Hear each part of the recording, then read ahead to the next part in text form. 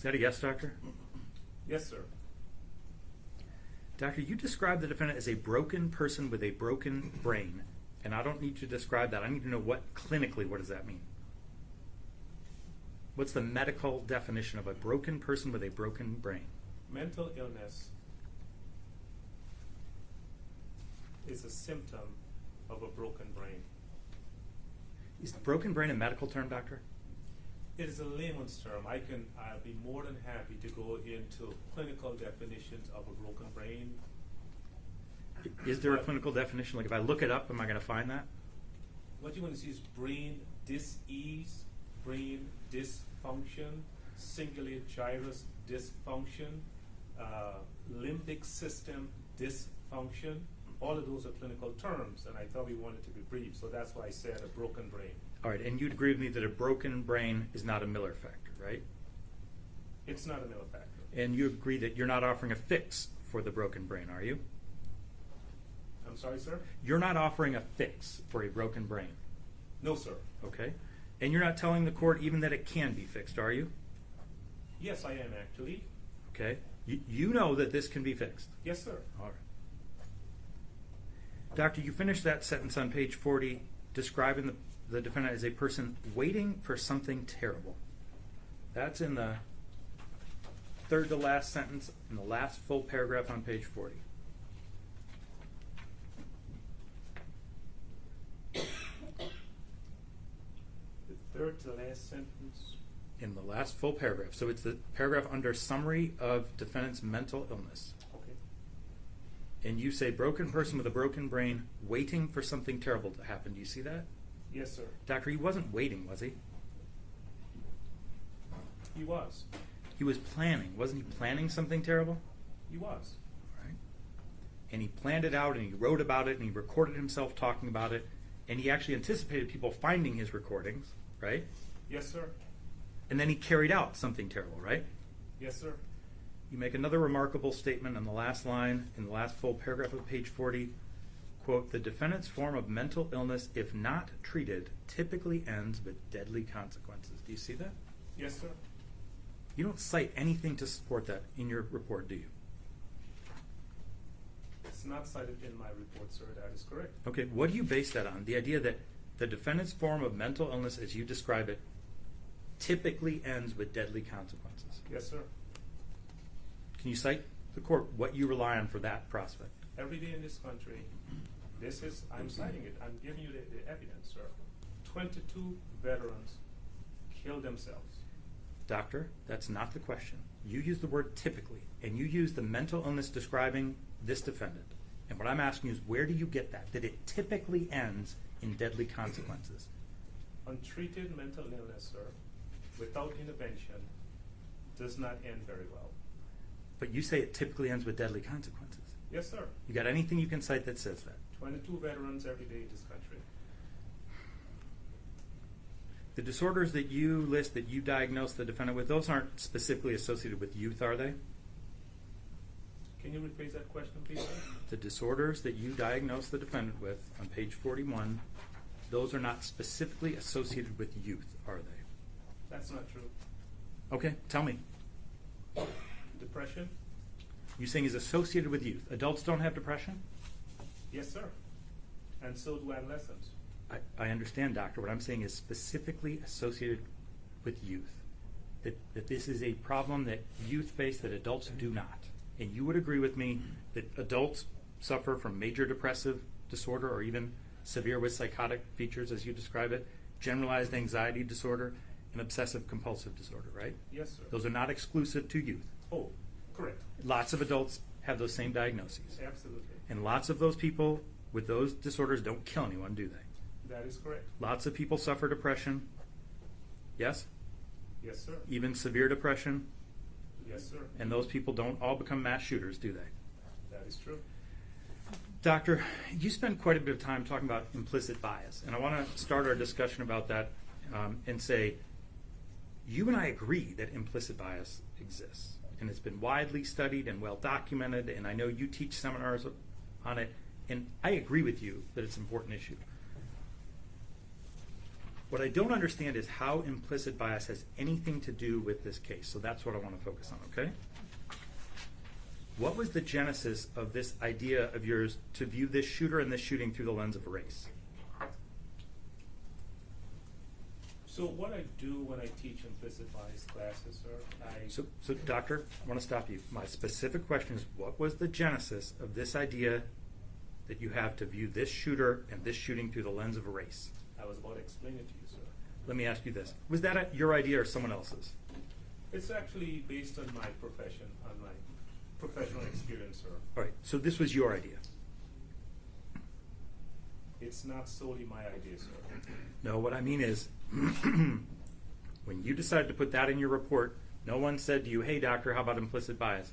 You came to them and said, you know what, I can explain this, it's implicit bias. True? It's your idea. No, sir. Who involved in this case said to you, how about implicit bias? I got my information by looking at the data and by disaggregating the data, sir. I'm not talking about the data that you rely on. I'm talking about the idea.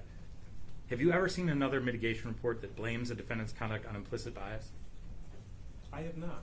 Okay. And what I'm saying is, so you have this idea, right? Okay. And where did that come from? From my professional training and my research and teaching on implicit bias. So, doctor, on page 44, you refer to implicit bias as, quote, perhaps the most telling variable that contributed to the tragic events that can be traced, pardon me, the most telling variable that contributed to the tragic events can be traced to implicit bias. You see that? I don't see it, but I do agree. It's the first sentence on page 44 under implicit bias and failure to act. Just one moment, sir.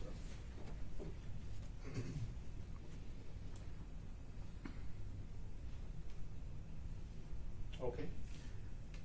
What do you mean by the most telling variable? You know what, let's make this faster. What are the other variables that are not as telling? Explicit bias did not seem to be a factor. That is one variable that did not seem to be a Hold factor. on, doctor. I'm talking about variables in this case. You're talking about the most telling variable in this case. You say that contributed to the tragic events. You're talking about the shooting in this case, correct? Yes, sir. I want to know the variables you're talking about in this case for which implicit bias is the most telling. What are the other variables related to this case? I don't have others. It's the only variable? That's what I looked at, sir. All right. So you don't look at parental neglect or his home life as one of the most telling variables?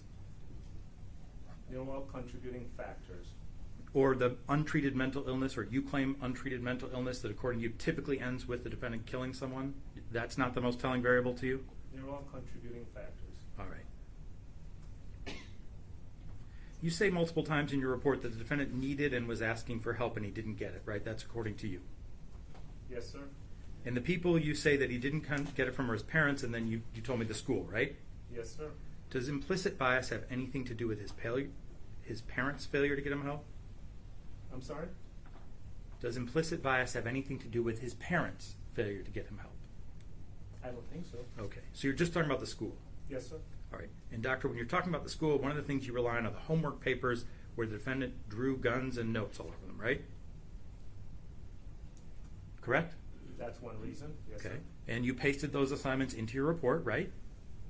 Yes, sir. And you referenced those in several places in your report, and I want to go over 3 of those with you very briefly. On page 2 of your report,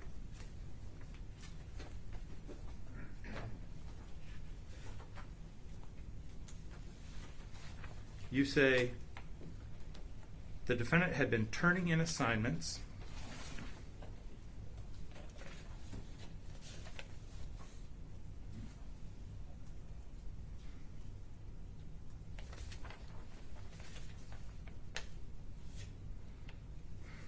Doctor, let's skip to page 3. Under your sources of information, you list assignments turned into the Oxford High School leading up to the offense. Do you see that?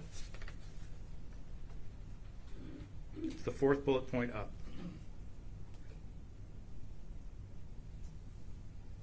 Yes, I do.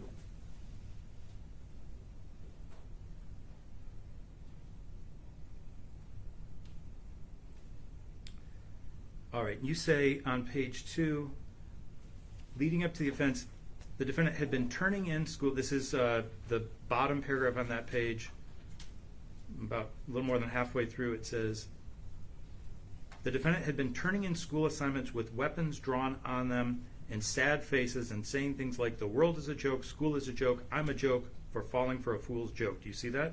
Yes, sir. And in fact, you attach that specific assignment, and it's at page 63 of your report. You want to take my word for it, you can look. But I take your word for it. all right, page 63 says, the world is a joke, school is a joke, I'm a joke. That's what you're referring to, right? As one of the assignments, yes, sir. Yeah, and then on page 48 you say, despite turning in assignments with weapons drawn on every assignment, he was not suspended nor expelled from school because implicit bias says he did not fit the profile of a troubled student. You see that on page 48? Yes, sir. And then you attach all those assignments that you're relying on, right? Yes, sir. And your point is no one paid attention to those drawings because the defendant is white, right? My That's point implicit is, bias, right? He is not subject to the same level of rigor. And you're relying on the homework assignments because you say if someone else had turned those in, they would have paid attention, but because the defendant is white, they overlooked that. That's your Yes, opinion. based Okay. on the data. Yes, sir. Doctor, when and where were those homework papers found? Do you know? I believe they were found in his backpack. Okay. And, Okay, these- that's what I needed to know. After the shooting, right? That is correct. All right. And you notice there are no grades or anyone else's handwriting on any of those, are there? That is correct.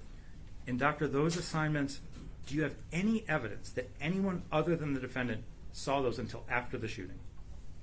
I do not. Okay. And so when you repeatedly say in your report that those assignments were turned in, you assumed that, right? That is correct. And you accused the teachers at Oxford High School of being racist.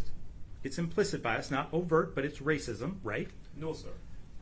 You're saying that implicit bias is not a form of racism. Implicit bias is not racism, sir. Okay. They're two very different terms. Okay, and so what you're saying is because the student was white and not black, not racism, but implicit bias, they didn't pay attention to those assignments, right? That's what you put in your report.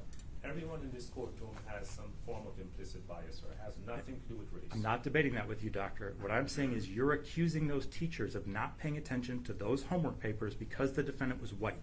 That's your testimony. That is correct. Right. And doctor, none of those folks saw those homework papers. So you accused teachers at Oxford High School of not paying attention to the defendant because of his race when they never saw those things. Does that matter to you? Sir, he turned in... Does it matter to you, doctor? It does matter. Okay. Do you want to amend your statement now I about do. Oxford High School based on the homework papers? I do Now that not. you know they didn't see them, you're going to stick with that. Yes, sir.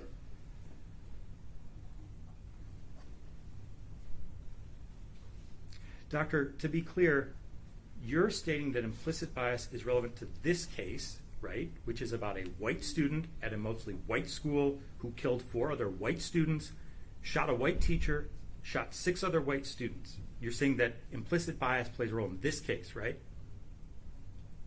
I do not understand your question, sir. You understand the things I just said. Who was involved in this case? A white student, 4 white students who were killed, a white teacher, 6 other white students who were shot. You agree that those are the actors in this case who were involved in the charges here? Those were the actors. Okay. Yes, sir. And you're saying implicit bias has a role in this case? In regards to the teacher's response, Okay. And what Miller factor does implicit bias relate to? there is no Miller factor, sir. Okay. And you would agree with me the Miller factors are things that mitigate a defendant's responsibility, right? Things like if you had fewer chances in life or a tough upbringing, those are mitigating, right? That is correct. Is growing up white in a mostly white school district a disability the defendant had to overcome? Can you rephrase the question, sir? Is growing up white in a mostly white school district a disability this defendant had to overcome? I don't think so. Okay. Did race make his circumstances more difficult?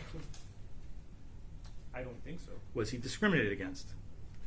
There's no evidence to show that. So, doctor, would you agree with me that growing up white is not a mitigating factor in this case? That is true. Doctor, you testified that you reviewed the Bird video and the Manifesto video and the school surveillance video before you submitted your first report, correct? I think so. All right.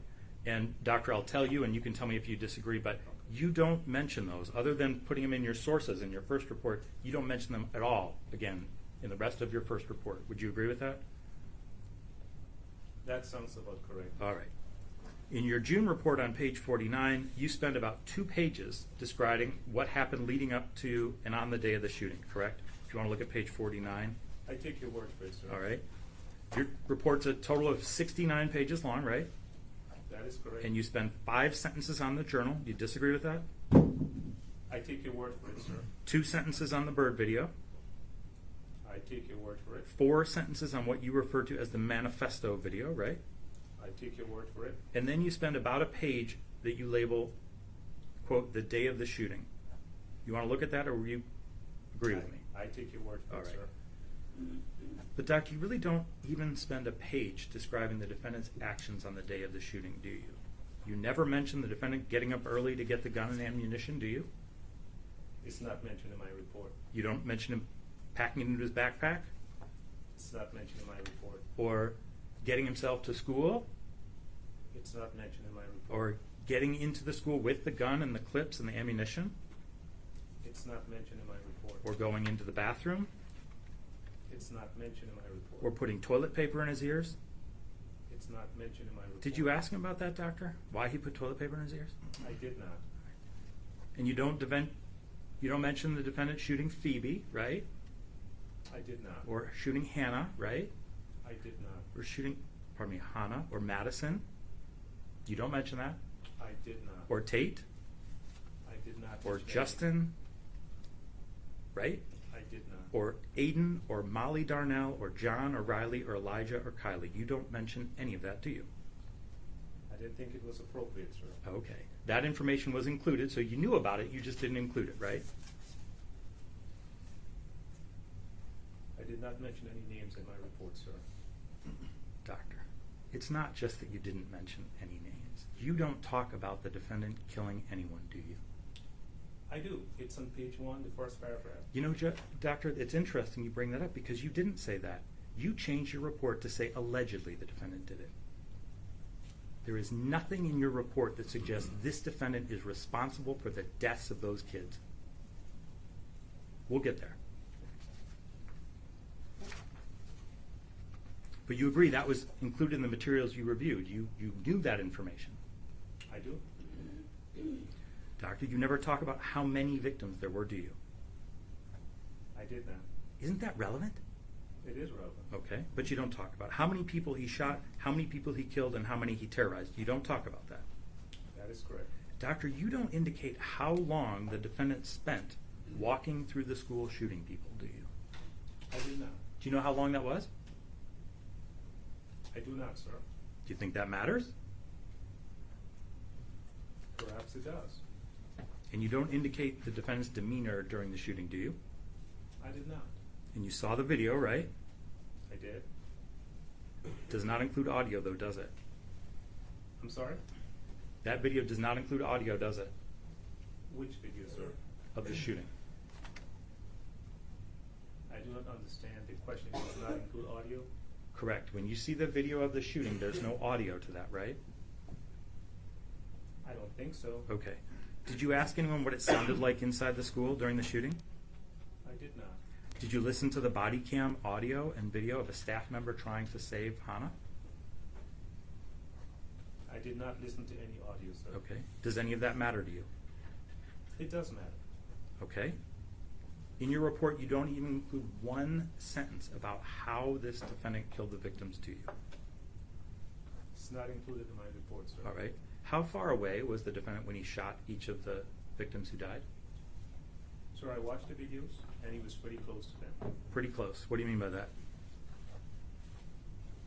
Point blank range? Yeah, I don't know the exact measurement, so I can't testify to It's that. essentially the gun to the head in most cases. You agree with that? Those are the facts of the case. Do you know where on the body he shot the various victims?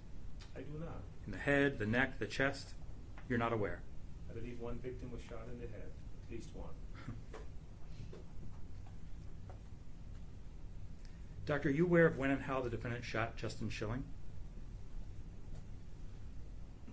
I am not aware, sir. Okay. He's in a bathroom. Do you know how long he was in the bathroom with Justin and Keegan before he shot Justin? No, sir. Do you know how he asked Justin to get down on the ground and then he executed him? Are you aware of that? I take your word for it, sir. Okay. Does that matter to you? It does matter. Doesn't it speak to the defendant and his state of mind at the time? It does. You think that's the product of a juvenile brain? I do. Okay. Did you ask the defendant about that? I certainly asked him about the shootings. Did you ask him about his motivation or what he was thinking when he did it? I did, sir.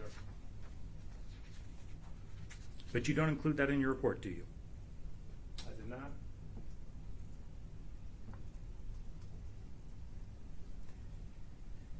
Doctor, would you agree that being calm and methodical when you kill people is not a reflection of youth and impulsivity, is it? Can you phrase your question, sir? No, but I can repeat it. Okay. Being calm and methodical when you kill people is not a reflection of youth and impulsivity, is it? I think it's a reflection of what happened. Okay. But it's not youth. Adults do that, right? Absolutely.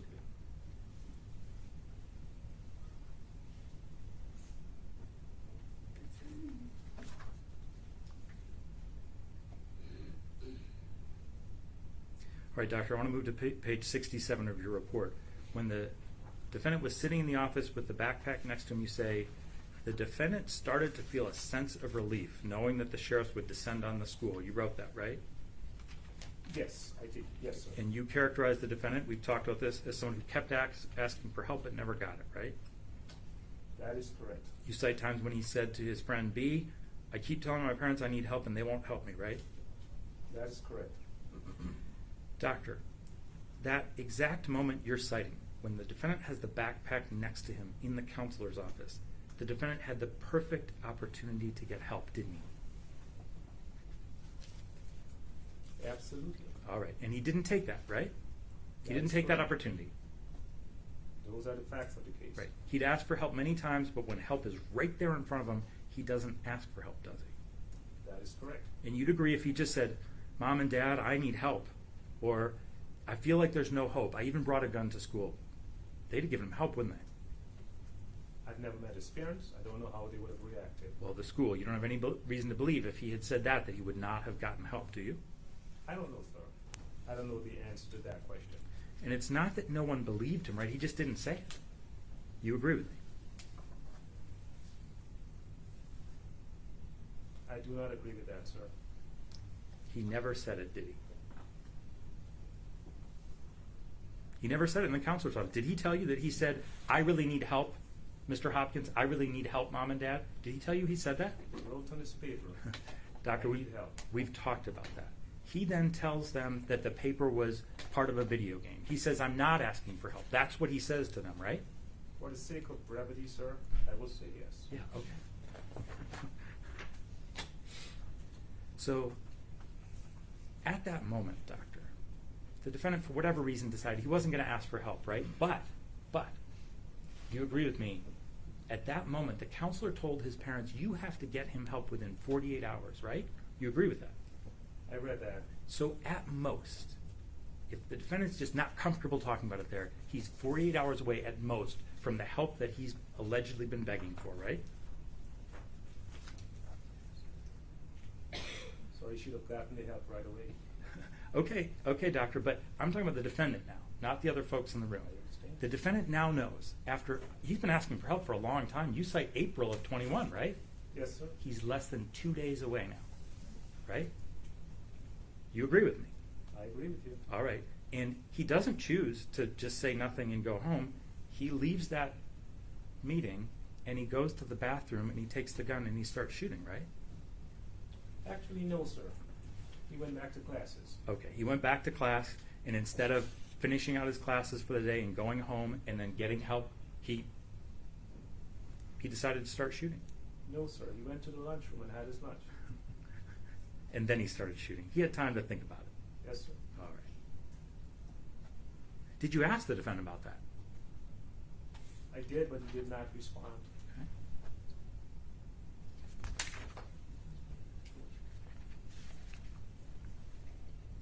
On page 68. Before you move on, you said, did you ask the defendant about that? Could you just clarify about that, what that means? Yes. So, doctor, did you confront the defendant with the fact that help was now, he was on the precipice of help, less than 2 days away? Why did he start shooting instead? Did you ask him that? I did not ask him that question, Okay. sir. So he didn't explain that to you. That is correct. On page 68, you describe the defendant, and I gotta look at the page. This is.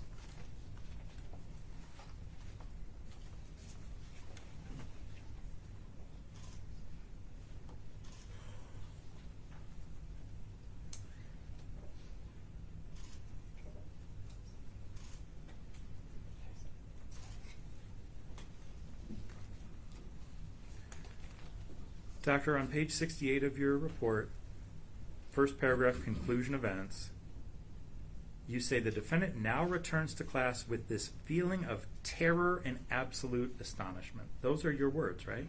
Yes, sir. And you're talking about the defendant. You're saying the defendant is the one who's feeling terror. Yes, sir. And then, doctor, even more remarkably, the sentence before that, you say, perhaps the saddest part of this very horrible saga is that the defendant was given his backpack with the gun and told to return to class. You've heard the testimony, doctor. You've read the reports. You've heard people crying in the courtroom. You've seen the families. And you're saying that the saddest part of this is that he was sent back to class. That's what's sad about this case. Those lives could have been saved. That's true, doctor. And who made that decision? A number of people.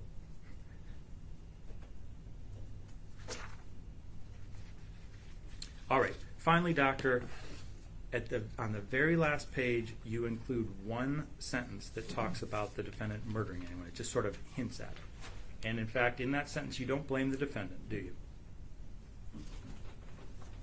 Where are you referring to, sir? I'm talking about the one sentence where you ever talk about the defendant killing anyone. The only one in your entire report. Could you just specify where this is? Yeah, it's the last sentence under conclusion events. Can you tell us the page? 68. Okay. One moment, please.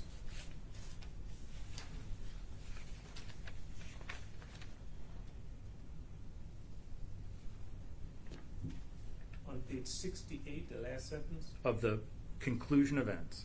Oh, Can you read that to the court? says his obsessive thoughts and compulsion propelled him to take the lives of innocent people. Doctor, is that really your opinion about how these murders happen? Yes, sir? When you talk about obsessive thoughts, obsessed with what?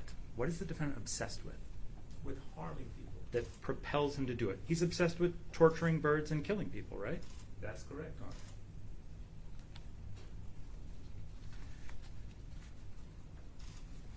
Doctor, would you agree with me? You spend very little time discussing the journal in your report. I spend time discussing it, sir. I don't All right, know well, very that's- little, but I okay, spend all time right, discussing it. Okay, all right. So you don't discuss it at all, you've already agreed with me, in your first report, your January report, right? That is correct. All right. And then in your June report, you spend 6 sentences on it, right? I take your word for it, sir. All right. And you pull out 2 quotes, right? One about my parents would listen to me and help me, or a therapist. I used to have a dream, and I realized working hard for your whole won't do anything. That's the first quote you use in events leading up to the shooting from the journal, right? I take your word for it, sir. And then he includes a second quote where on page 49, I have this huge crush on a girl in my 6th hour. I want to ask her out, right? That's correct. Those are the only 2 quotes you use from the journal, right? That's correct. All right. And you spend almost no time talking about the birds or the bird video. Again, in your initial report, you list it as a video and never mention birds anywhere again in your report. Would you agree? I have made a video of himself torturing birds, Correct. indicating his desire to make the birds feel Hold on. what he was feeling. We're about to get there. That's 2 sentences in June, right? And in the first report, there's 0 sentences. You agree? That is correct. All right. And you say, as you just said, the defendant probably saw this as a way of releasing the pain he was feeling inside, right? That is correct. You don't explain that, right?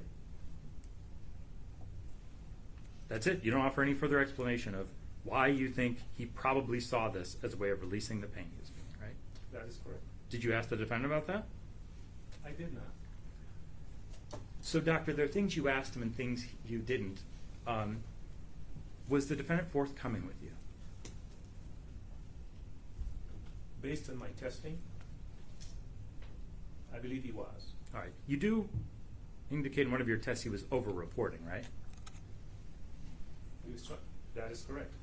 And, doctor, you're aware of a discussion he had with a girl about being shot by his father with a BB gun? You're aware of that? I saw that in one of the documentations. Okay. And he acknowledged he lied about that, right? Sometimes he just makes stuff up. That is true. Did you ask him about why he killed baby birds and whether he liked it or not? I attempted to. Okay. And he didn't respond to that. He's still trying to come to grips with what has happened. Okay. And doctor, you really don't mention the manifesto video, right? You spend about 4 sentences on that, and you don't quote anything from it, do you? Sir, I believe I've answered that question. I did mention it in my report. Doctor, hold on. I'm asking about a different video now. We're talking about the manifesto video, right? And you don't address that in your first report, but in your second report on page 50, you label video the night before the night of the shooting. It says video before night of shooting, but it's video the night before the shooting, right?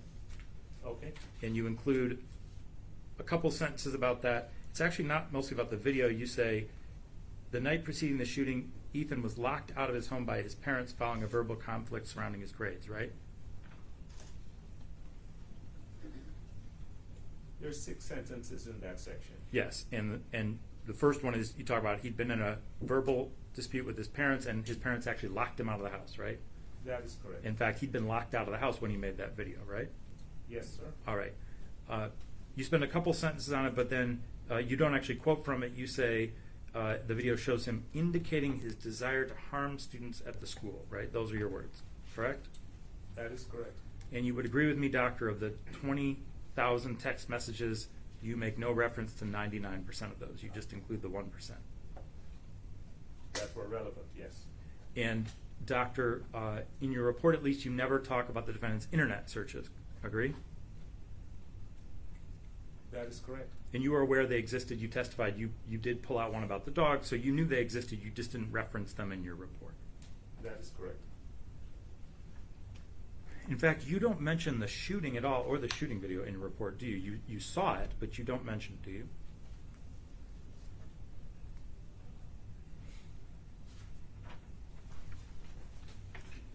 It's on page 1 of my report. The shooting. What are you talking about, doctor?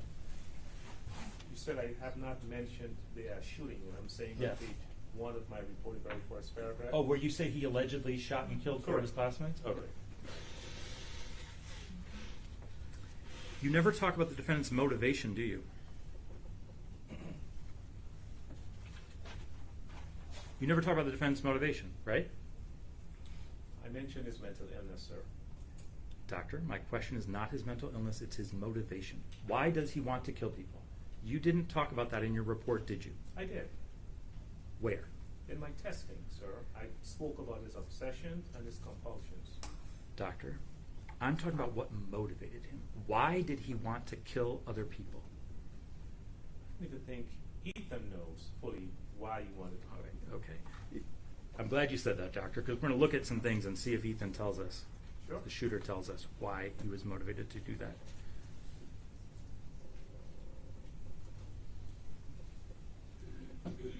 All right. Doctor, I'm going to show you a series of clips from the journal, the text messages, internet searches, and so forth. I want to go through those with you.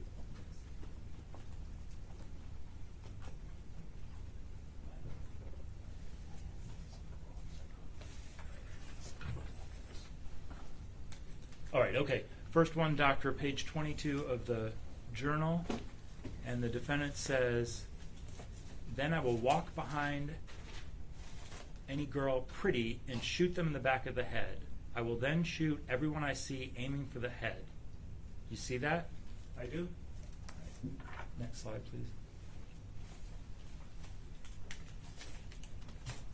I will continue shooting people until police breach the building. I will then surrender to them and plead guilty to life in prison. You see that?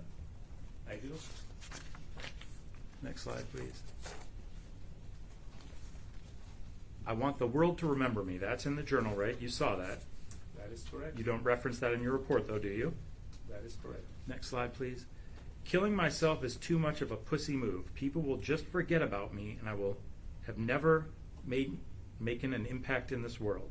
The only way is to shoot up the school. You see that? I do. Again, you were aware of that. You read that, right? I do. Next slide. I'm going to kill many, many people for no sole reason. I'm going to rain fucking fire down on this school.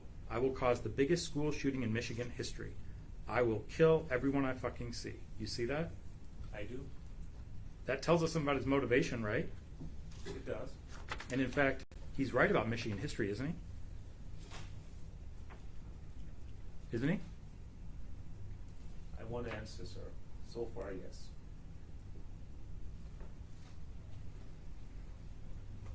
Next slide, please. I want to remember it throughout all of history. Right? I see that. Okay. You saw that before. I'm not showing it for the first time, right? You've seen the journal. That is correct. Next slide, please. I would just hope their parents will fill with sadness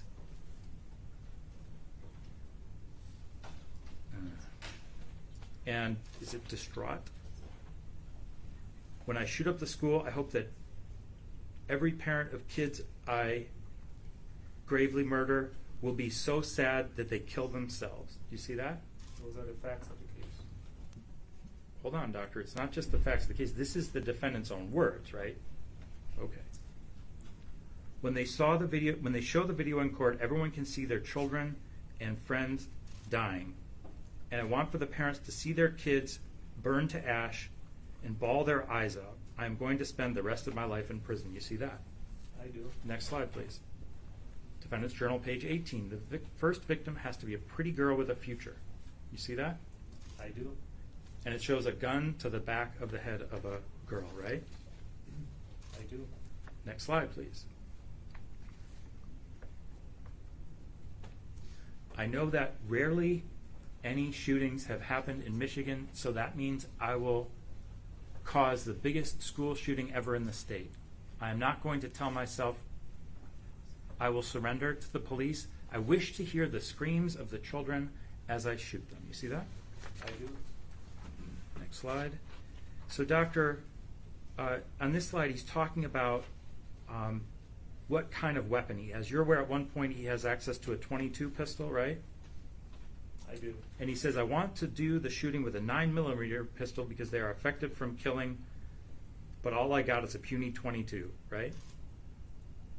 You see that? Yes, sir. And then he draws a drawing of two different bullets. One's a .22 and one's a 9mm, and you're aware, doctor, one is a lot more deadly than the other, right? I take your word for it, sir. You're not aware of that?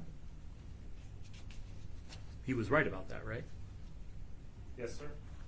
Next slide, please. It just amuses me how I can cause people to talk about what I did, and it just makes me happy. Now he's talking about taking the bird head to school. You're aware of that incident, right? Yes, sir. And he says, now people are talking about me. That makes me happy, right? Yes, sir.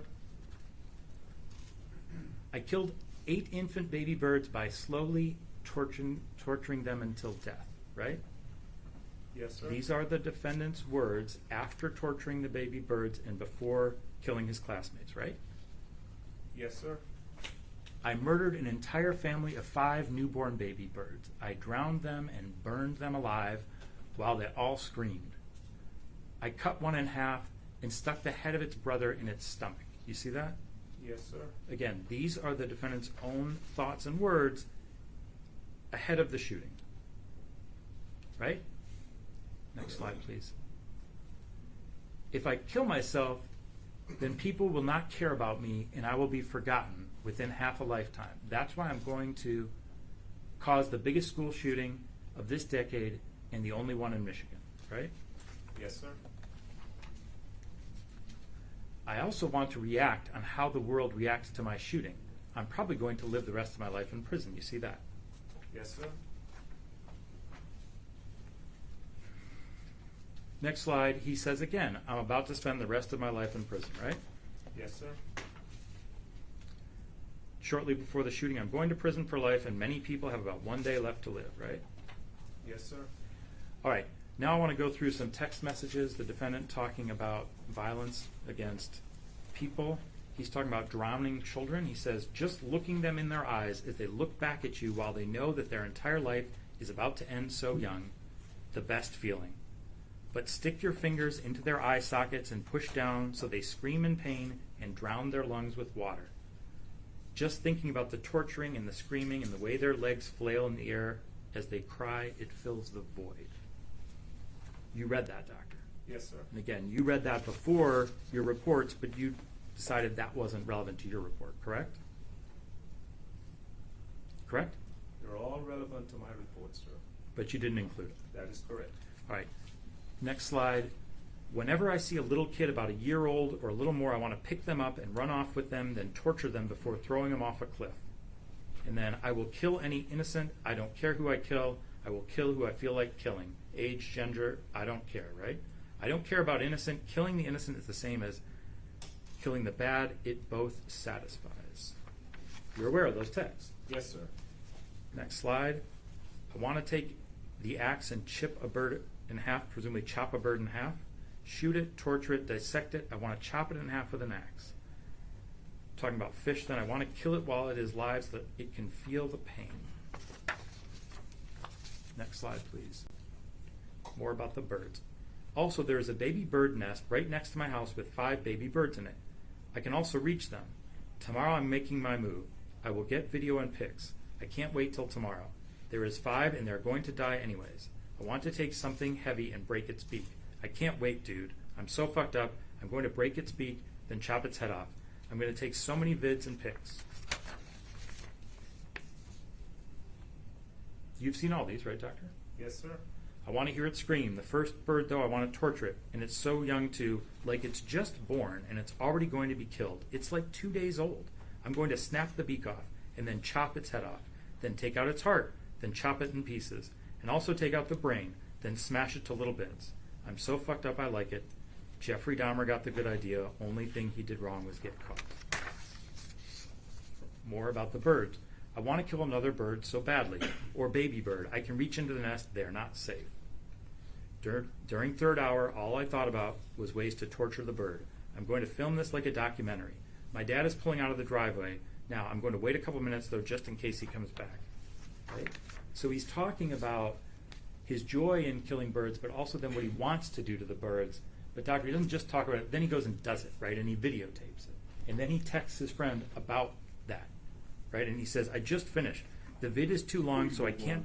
You have to ask a question. I'm sorry. Thank you. So you agree with me that after he made those statements about his plans, he then did go and do it, right? Yes, sir. And you would agree with me that he then wrote about that after he'd done it, right? Yes, sir. And he wrote to B, right? Those are the facts of the case. All right. And what he said to B is, I just finished. The vid is too long, so I can't send, but I can send pics right before I throw it out. Sends a picture.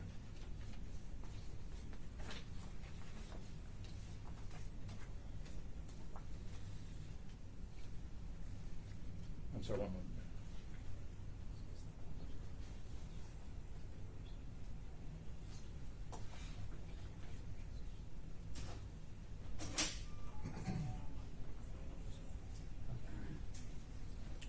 All right, so we're reading the text on the screen. It's so fucking, I can't wait to show you the vid. It's so fucking disturbing. And as I don't even remember saying half the stuff, like I talked to the bird like a little child while torturing it. I can't wait to show you. It was so fucking fun. Thing is, the vid halfway through, so you can't see the good stuff. I put a drill in its stomach and skull. I also shot the gun at it with a couple times in the stomach and its head. I also chopped it in half with an axe. I also smashed its head in with a hammer at the end, and its eyes bulged out just like Glenn's. Do you know who Glenn is? I do not. You know, it's a reference to The Walking Dead. I'm not a movie fan, sir. I apologize. Did you ask the defendant about that? No, sir. Like the eyelids came apart so that I could see the bird's eye. There are still 3 birds left.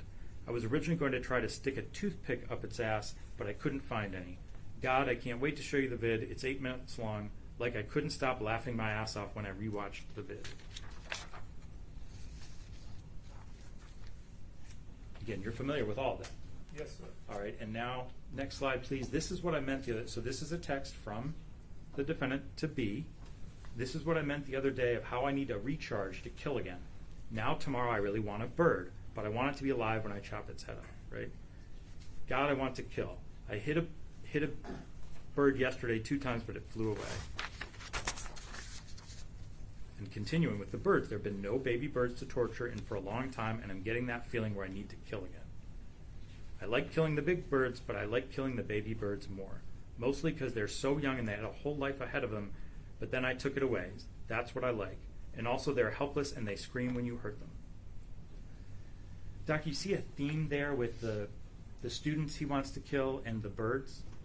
I do. That he takes joy in killing younger people, younger birds. He talks about killing children, right?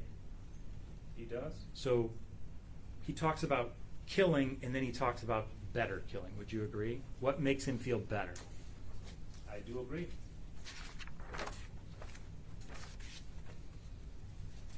Doctor, we don't need to spend much time on these, but you understand that in addition to his internet searches about a dog, he also repeatedly searched about prison sentences in Michigan. What's the worst prison sentence you can get? What is a life sentence? What is a sentence for a 15-year-old legal age to be sent to prison, youth correctional facility? What prisons are there in Michigan? The Oxford High School layout. And then this one's important. What is the average response time for a shooting? You're aware of all of those. Yes, sir.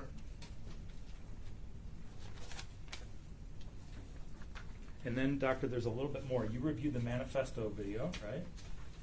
I did. And in the manifesto video, you heard the defendant say in his own voice, when the bell rings to end 5th hour tomorrow, October 30th, November 30th, 2021, I'm going to walk to the dividend between the boys and the girls' bathroom, and I will have my black jacket on, and I will walk behind someone, and I will shoot a bullet in their skull.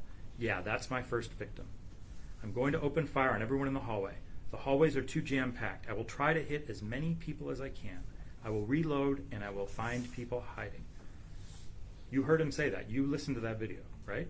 I did. And then you heard him say, I understand that I'm going to prison for this. Michigan doesn't have a death penalty. I don't want to die. As funny as it may seem, I want to kill a lot of people. I do not want to die. I realize how valuable life is. This is the defendant, 12 hours before he starts killing people, right? And he's expressing what he intends to do and then what he does do, right? Yes, sir. All right. And then you hear him say, just the thought of, oh, there's so many people who think they're going to live the life, going to go to college, have a great career, get a family, grow old, die happily, and what they don't know that in less than a day, they're going to die and their lives are going to be changed forever, right? Yes, sir. And he's right about that, right? He's correct. I understand my consequences. I understand that people put me in prison for this, right? Yes, sir. And then that first video ends, and then he records a second one saying, fuck that previous video I took. That was bullshit what I said. I'm going to have so much fun tomorrow. I have a goal, and it's to kill everyone. Right?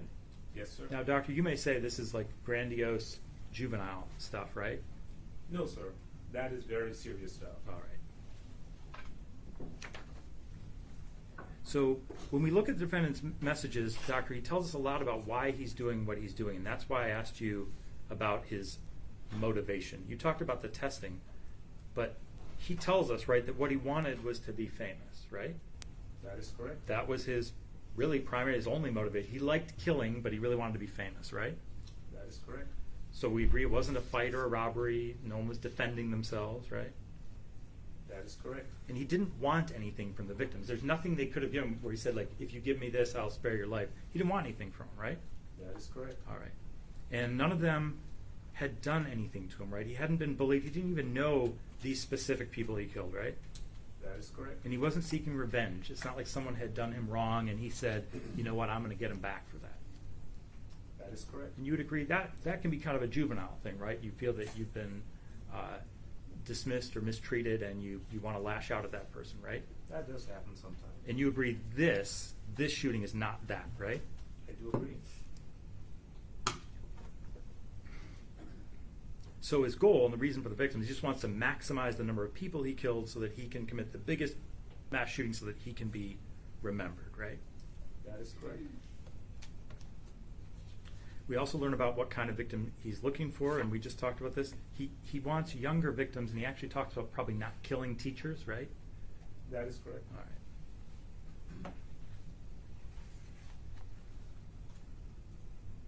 Doctor, this thing about the defendant specifically choosing not to kill himself, have you ever seen that before? Ethan is the only mass shooter that I've interviewed, sir, so I can't, that's it, that's my only answer I can give you. All right. Have you... Okay, so you don't have experience with other mass shooters. You can't speak to that. That is correct.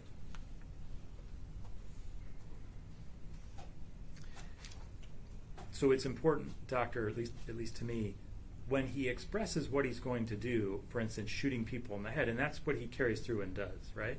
That is correct.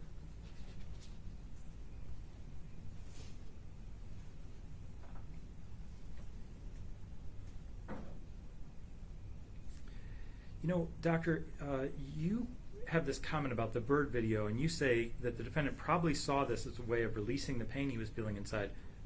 Just so we're clear, you saw the slides. That's not what he said, right? That's not what he said. That's your impression. That is correct.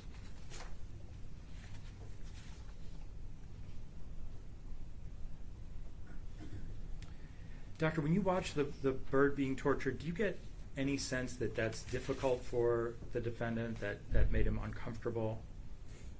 Did he have any qualms about it? He de-associated from what was happening.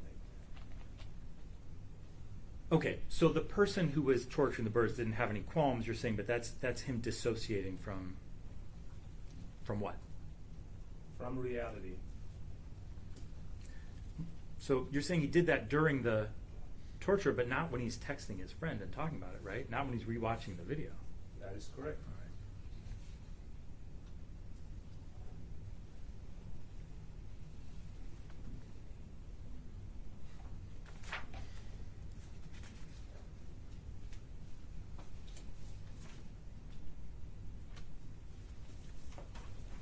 Doctor, you reviewed Dr. Aniker's report, and when he's talking about the birds, he says, "It just made a good feeling, and I don't know how to describe it. I made a little area in my parents' shed, and I would form different torture techniques on it, cutting it or breaking its limbs, or drowning it or burning it. 7 baby birds in total from 2 different nests. And I would take the BB gun and shoot them or hit them with a baseball bat." He indicated he worked on the birds over the course of a few months. He was asked what his thoughts or feelings arose when he tortured the birds. He stated, "It's like a feeling between good and pleasurable. A relief feeling in power. I don't know, it just felt good." Doc, you talked about this tension removal, tension release, right?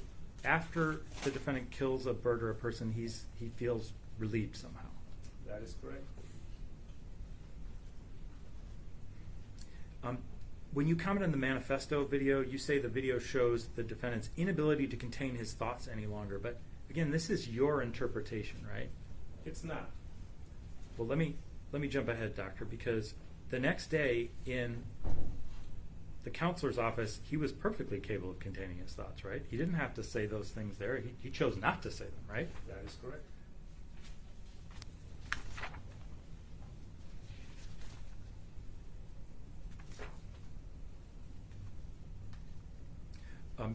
Doctor, there are a couple of other areas you didn't address. I just want to make sure that you agree with me. They're not part of this case. This defendant did not have a learning disability, right? That is correct.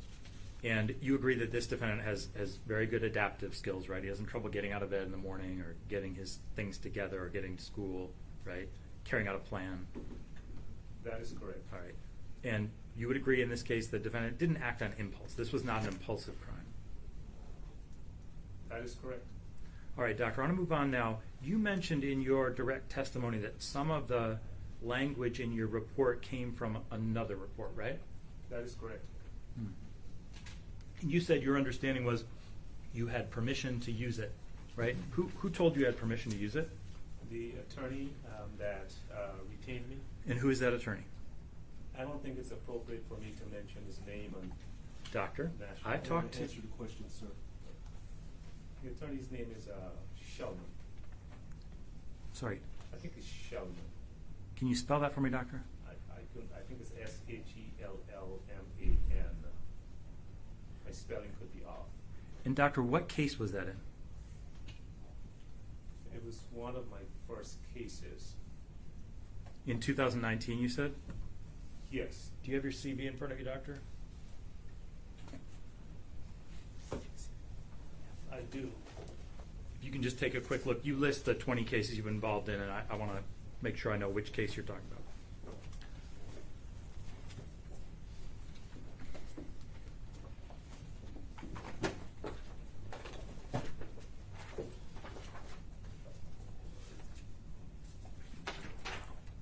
I'm looking at it right now.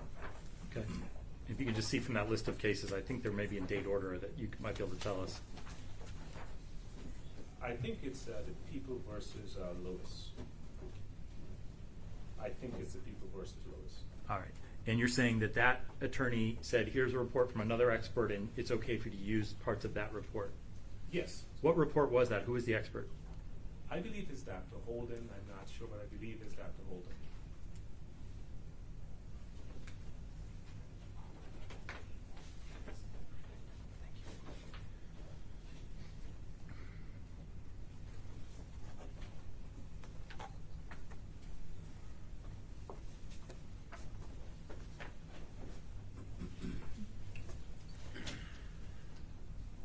May I approach the witness, Your Honor? Yes, have you shown defense counsel? Just hand it to defense counsel. Doctor, I'm showing you what's been marked as People's Proposed Exhibit 65. Would you take a look at that, please? That's a report authored by Dr. Carol E. Holden, stated April 4th of 2018, and it relates to People versus Gary Peters, which is a case in Macomb County Circuit Court. Can you take a look at that, Doctor, briefly? Just page through that. Let me know if you recognize that.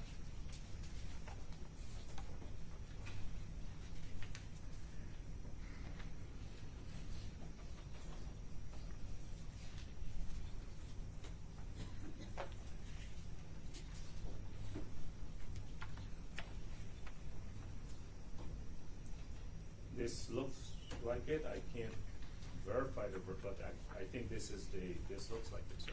Okay, we're going to go over it and we can Okay. come back to that. So, Doctor, can you tell the court which sections of your report that are cut and pasted from someone else's work? Cut and pasted. What I'm looking for, Doctor, is the language that you took from someone else's report, language that you did not write yourself. Sure. You can look at Dr. Holden's report, or you can look at your report. What I want to know is, in your report, your June 16th report, which parts did you take from someone else? Sure. So I actually used the same format as I indicated in my testimony: summary of opinion, sources of information, notification of purposes, mail Doctor, versus. I want to shorten this up. I'm only interested in what are essentially word for word cut and paste from the report. So I understand there's format and there's some things that are identical, but they're pretty standard. I'm talking about stuff that you just dropped it in. So my report is 70 pages, and this report is 12 pages. My report has 15 psychological tests, and this report has none. So, Doctor, I think your answer is you can't tell me right now as you sit here which parts you took from Dr. Correct. Holden's report. Okay. Doctor, when did you find out that I knew you had taken portions of someone else's report? When did you learn that? Actually, through the attorney who retained me. Okay. And they alerted you. They said, hey, the prosecutor's office is asking for Dr. Holden's report, and I think there's something up. I don't know about they. I know about Ethan's attorney who retained me. Okay. They brought you the report and said, hey, or they said to you, there's an issue here, right? You didn't bring it to them. So you keep saying they, sir. I can only tell you one person that I had a conversation with. Okay. And that is Paulette Lupton. Okay, about this report, and it's not you told her, it's she told you. Correct. Okay. All right, so what I want to do is look at, what I'd like you to do is, first, on the first page of so I want you to look at Dr. Holden's report, I apologize. On the first page, she indicates that Mr. Peters referred to her, quote, for a psychological evaluation focused particularly on the sentencing factors outlined in Miller versus Alabama. Do you see that? It's on the Okay. first page. Yes. Okay. Under And- summary of opinion? Yes. Yes, I see that, sir. And doctor, that's the same reason that the defendant was referred to you, right? It's the same purpose. Absolutely. Okay.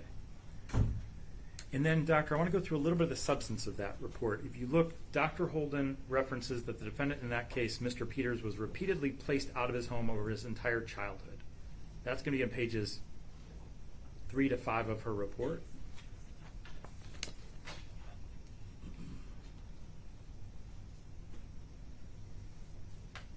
You know what, Doctor, we're going to save a little bit of time here. I'm going to represent to you that in that report, Dr. Holden reviews the Mr. Peters' out-of-home placement on pages 3 to 5.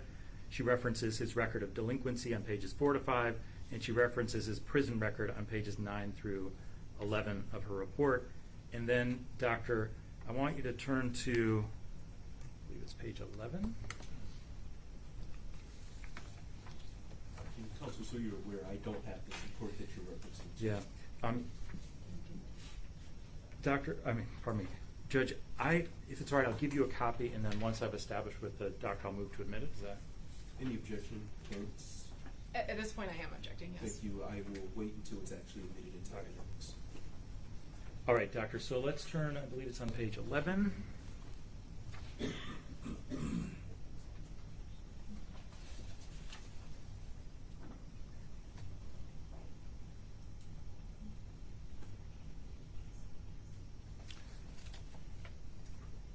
All right, sorry, doctor, page 12, the last real full paragraph, it starts in formulating my opinion. Do you see that? I do.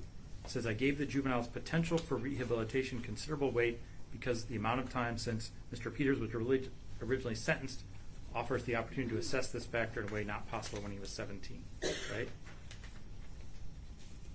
You see that? Yes, sir. And then it says,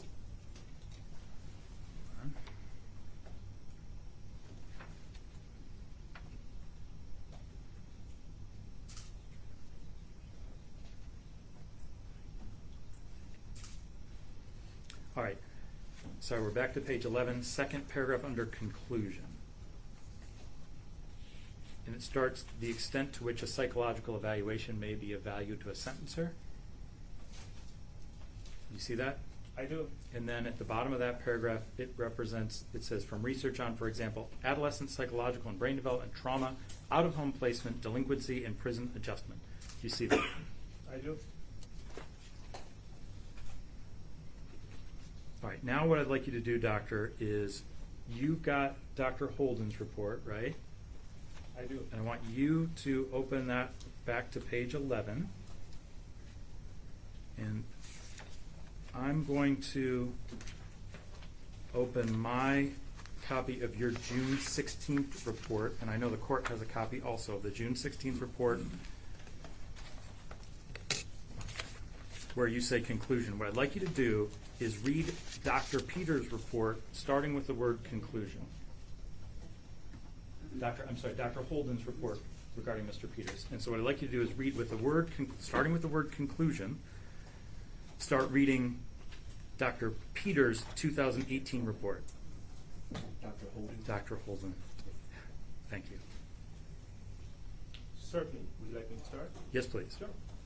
So, Miller v. Alabama requires that the sentencer take into account how children are different and how those differences counsel against irrevocably sentencing them to life in prison. And that's a quote. By considering the factors discussed above. Please continue. The extent to which psychological evaluation may be of value to a sentencer varies across the factors, and how best to weigh and combine the factors in sentencing a given individual is of course a legal rather than psychological question. I consider the factors from a forensic psychologist's perspective, taking into account information obtained from Mr. Peters and from available records from research on, for example, adolescence, psychological and brain development, trauma, out-of-home placement, delinquency, and prison adjustment, and from my current psychological evaluation. Please continue. As described in detail above, at the time of his offense, Mr. Peters was a late adolescent. Psychological and neuroscience research has clearly demonstrated that even late adolescents are different from adults.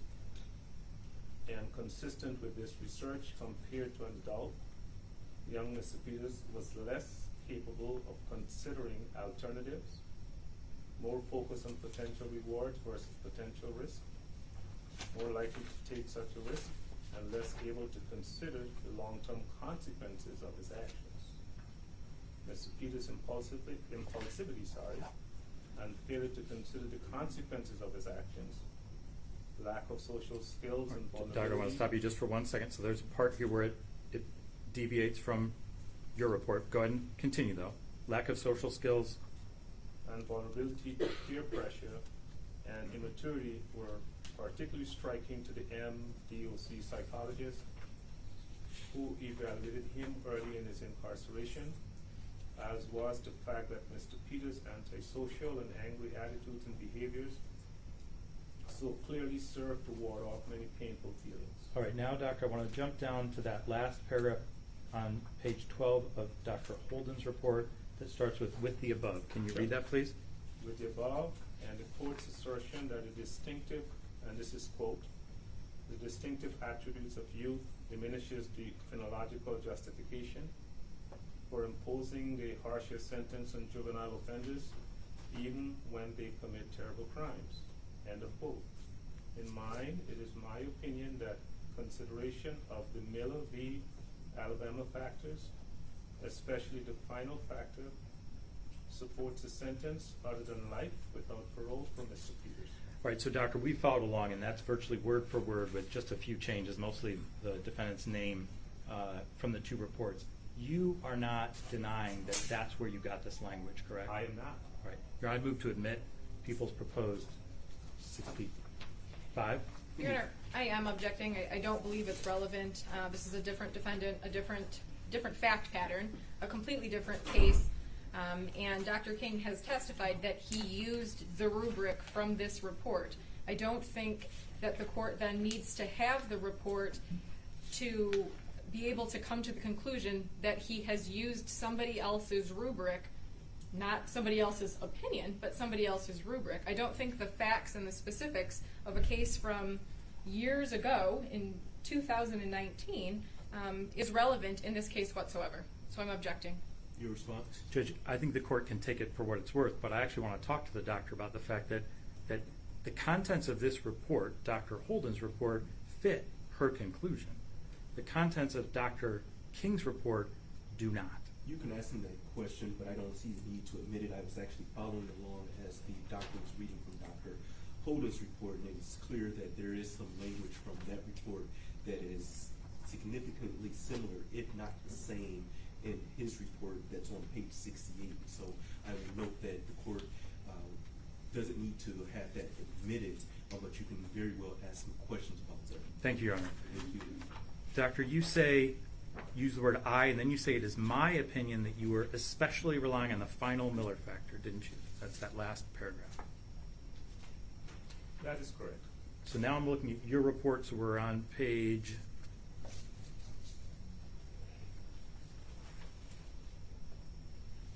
69 at the very top. It is my opinion that considering the Miller of the Miller versus Alabama factors, especially the final factor, supports a sentence other than life without parole for Ethan. But doctor, that's in fact not your opinion, is it? It is my opinion. What's the final factor, doctor? And that is the juvenile's potential for rehabilitation. Doctor, how many times does the word rehabilitation appear in your report? I can help you out one time, and it's not in reference to the defendant, it's the Americans with Disabilities and Rehabilitation Act. Okay? How many times do you discuss the defendant's future, his potential in any way, shape, or form? How many times? Do you discuss this defendant's future, his potential for rehabilitation in any way, shape, or form? Anything in your report that addresses that? I think it's contained throughout my report in terms of his mental illness and ability to respond. Why don't you point out where that is, doctor? Because I think don't see it's- it. It's throughout my report. I don't know that there's a specific sentence. If you're looking for like the exact sentence, it's not in there. I'm not looking for the exact sentence, I'm looking for any sentence, doctor.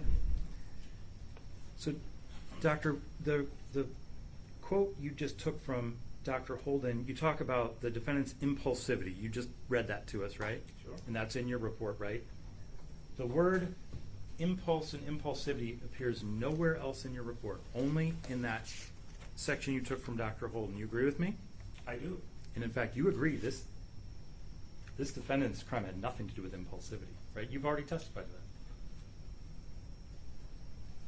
that. I've testified that he's not impulsive. Correct. That this was not an impulsive act. You testified to that. I That's asked you. right. Okay. That's And right. so when you put that in your report, that shouldn't be there. That's because you cut and pasted it, right? The defendant is impulsive in relation to the crime. It was not an impulsive act. It was Okay. a well-planned out act. All right. Okay. So, doctor, also I want to go back a page. So we're at the first paragraph under sentencing request. So this is page 68, first paragraph under sentencing request, last sentence of that first paragraph. You talk about out-of-home placement, delinquency, and prison adjustment. Do you see that? This is your report now, page 68. Which section are you looking at?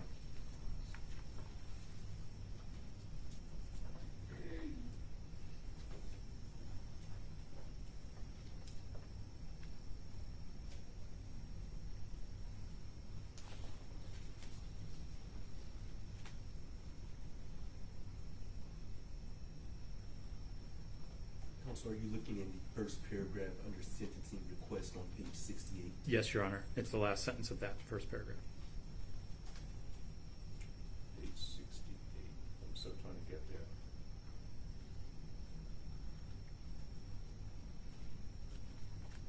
You seeing the first paragraph of page 68? May I approach, Your Honor? Just Yes. So, Doctor, I'm looking at sentencing request, first paragraph, last sentence. Sentencing request. So I'm looking at research on, for example, adolescent psychological and brain development. I see that now. Can you Thank you.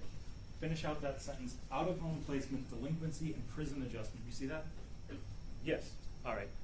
You don't make any mention of foster care of an out-of-home placement in your report regarding this defendant, do you? That is correct. In fact, this defendant was never placed out of his home, was he? He was never. And he never went to foster care, right?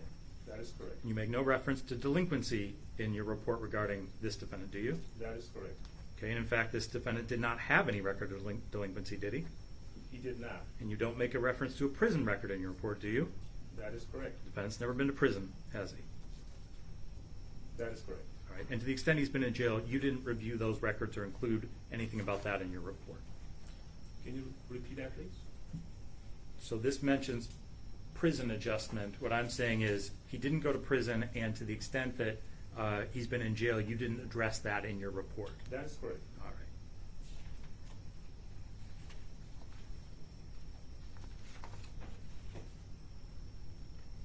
All right, so doctor, if you look at the, probably page 3 of your report, maybe 4, let's see. All right, page 4 of your June report, Miller versus Alabama factors. You never list the potential for rehabilitation as a factor. You agree with me? Which page are you on, sir? I'm looking at page 4, where at the top you say Miller versus Alabama factors, and then you have chronological age as the first thing, right? That is correct. And what I'm trying to establish is nowhere in your report do you ever list the potential for rehabilitation as a Miller factor, do you? That's correct. And- That and- may be correct. Okay, you don't list as a factor, and then you don't discuss rehabilitation or potential rehabilitation, correct? Throughout my report, no. All right, you don't explicitly discuss it, you say it's part of your whole report. Correct.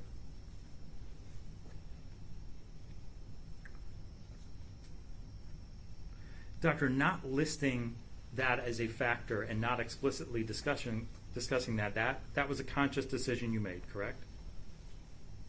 It's not listed, sir. And I'm asking you, doctor, that was a conscious decision you made. Doctor, in your Jamar Johnson report, you know who Jamar Johnson is, right? I think he's someone that I'm assuming he's someone that I evaluated years ago or several months ago.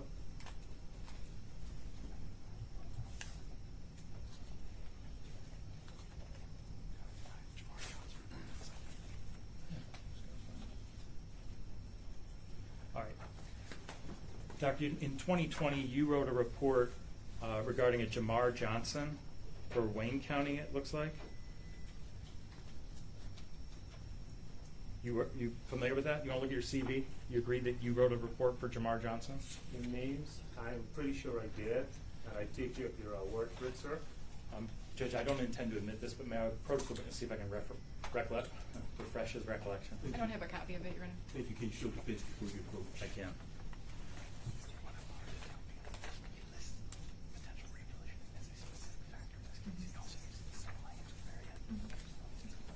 You may approach.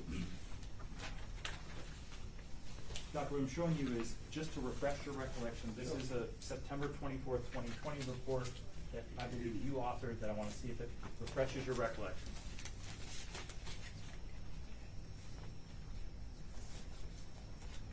This is my report, sir. Okay, and in that report, you specifically list the potential for rehabilitation as a factor, right? I probably did. It's a heading, so if you flip through, it's not just buried in there, it's a heading, it says potential rehabilitation. Okay. So what I'm trying to establish here, doctor, is that when you've addressed that factor before, you've expressly included it in your report, you know it's a Miller factor, and you made a conscious decision not to include it in the report regarding this defendant. I don't know that I made a conscious decision. It's not included. That's what I can tell you. It's not included. Was it a mistake? Sir, it's not included. Doctor, I'm aware it's not included. I'm trying to ask you why. Because what I'm suggesting to you, and what I'm asking you is, you made a conscious decision. You decided not to include it. That is correct. Okay.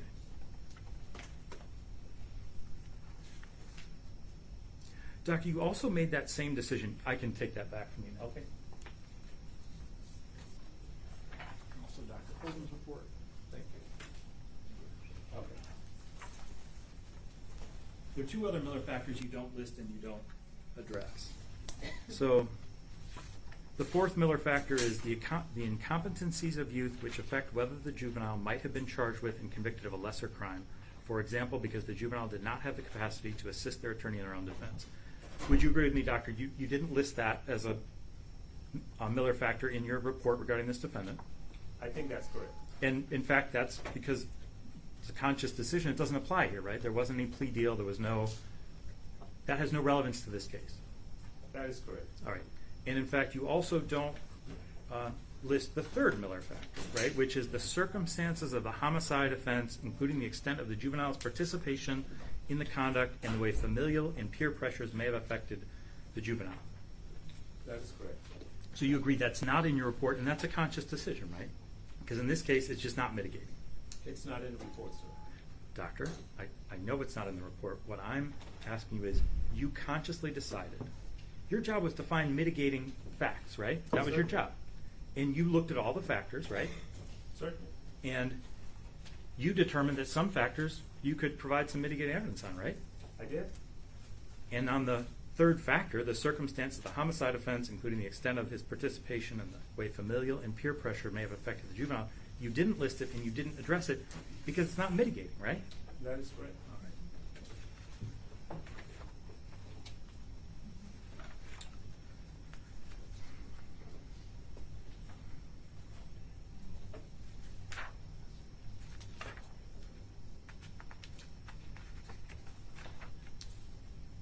So, Doctor, you've never evaluated any other mass shooters, correct? No, sir. Are you aware how many mass shooters there have ever been in Michigan since 1966? I'm not aware. 5. And you know how many of those defendants were under 18 when they committed the shooting? No, sir. Only one. This defendant. You know how many people under 18 have committed a school mass shooting where there are 4 or more people killed since 1966 in the entire country? I know since 1999, there've been over 386 mass shootings. 4 more killed, doctor. It's a much smaller group. 16 since 1966 mass school shooters in the country. And you know how many of those survived? Can you repeat that, sir? How many of those 16 survived? Do you know? I'm not aware. All right, 7. 7 of those people survived. And my question to you, doctor, is how many mass shooters ever have committed their mass shooting with a plan to survive, not to kill themselves, not to get gunned down by the police, but with a specific plan to survive and go to prison for life so they could see their victims suffering? I don't know how many, sir. Can you name one? He said, I don't know any.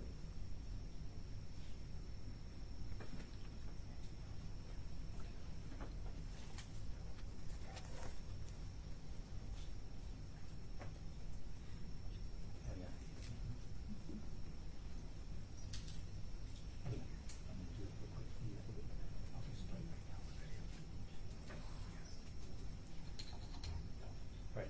Just a couple of hopefully quick things. Doctor, you mentioned something about with his parents, someone doing something out of spite. His father doing something out of spite. You remember that? I do. What was that in reference to? I believe it was in reference to his father buying him a gun. Oh, out of spite against his mother. I think that's what I referenced. Where did you learn that? I'm sorry? Where did you learn that? Like, what did that come from? That reference. Where did you get that information? From the defendant. Okay. Doctor, you referenced, this is something I want to come back to. So in your January report, at the end, you referenced the defendant sitting in a corner and crying. You remember we went over that, right? I think he said sitting in a cafeteria. Okay, sitting in a cafeteria and crying. And I said, that's not in your June report, and then you said, yes, it is. You had one, but then we established there's the one that we're working from does not have that That is correct. sentence. And I said to you, where did you get that from? What I'm saying to you, doctor, that didn't happen. That's what I'm trying to say to you. And you're saying it did. Sitting in the cafeteria? Crying. That was my impression, sir. Your statement is, again, it's the January 27th report, and it says that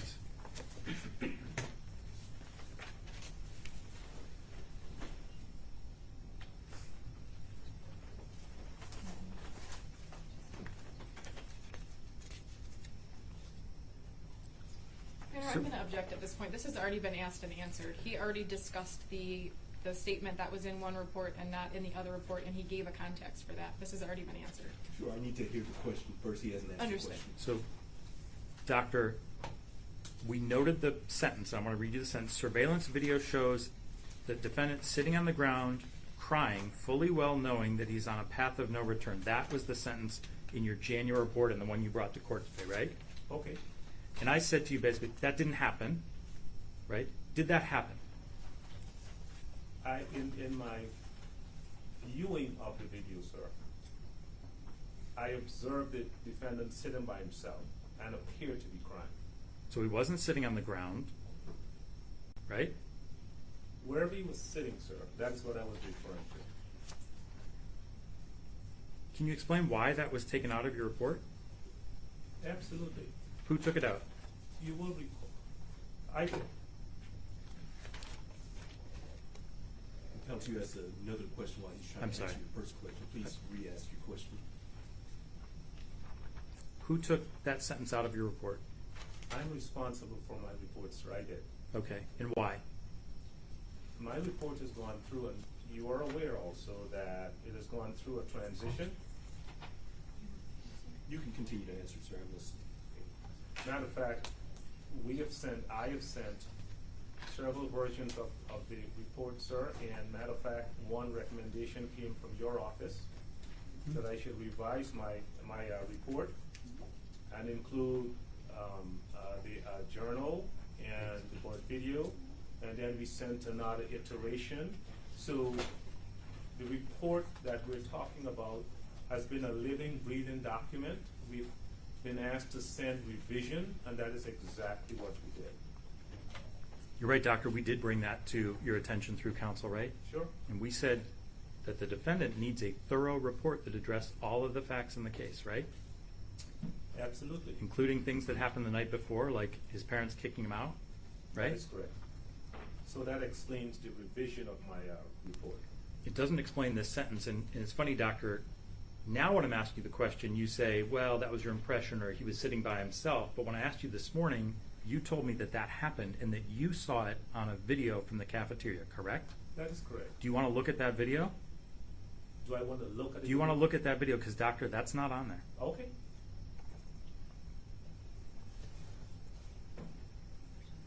For the record, you're showing something on the screen. Yes, Your Honor. This is a video that's taken from the school cafeteria between the time of, this is at 11:51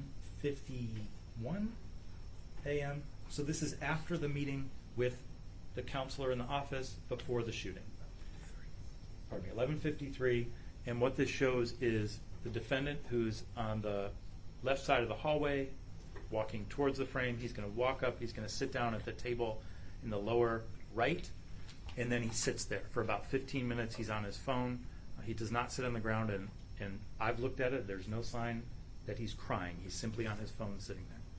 So we can show that now. You Oh, need to it's show already- the full 15 minutes. I think only, Judge, if the witness tells me I'm going to see something other than what we see right now, which is the defendant on his phone at the table. When you watch the whole thing, Doctor, you see anything other than that? That's the video that I saw. Okay? There's 15 minutes. Do we need to watch the rest? Do you agree? That's what it shows. I don't think it's necessary, but it's just your call. Also, respectfully, I don't need to see this video for 15 minutes. It's a waste of time, so I'm going to ask that you move on. Thank you, Your Honor. I will.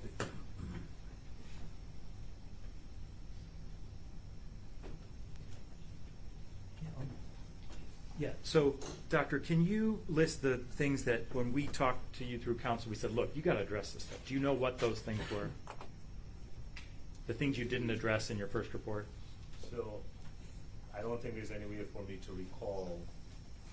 It's not humanly possible. Okay. I mean, I looked at thousands of pages and videos and journals, and it's not practical for me to tell you 1, 2, 3, 4, 5. It's just not possible. All right, but you did make changes, and they were partly at our request, and they were to actually mention things like the journal, right?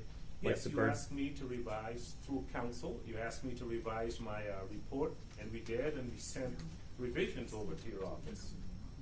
Yeah. Doctor, actually what we asked is that you include all of the evidence, that you address all of the facts before the court, right?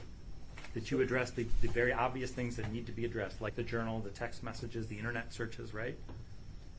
So it's not possible for me to send you 20,000 text messages. They could not have been included in my report. It wasn't possible. Thank you, sir. Thank you, Your Honor. Thank you. Before we redirect, we're going to take about a 5 to 10 minute break. Understood. Before we take a break, counsel, please approach. On break. To the media, you are not to record the bench conferences. I know that my staff sent me a note that says that this microphone is recording our last bench conference. That shall not happen.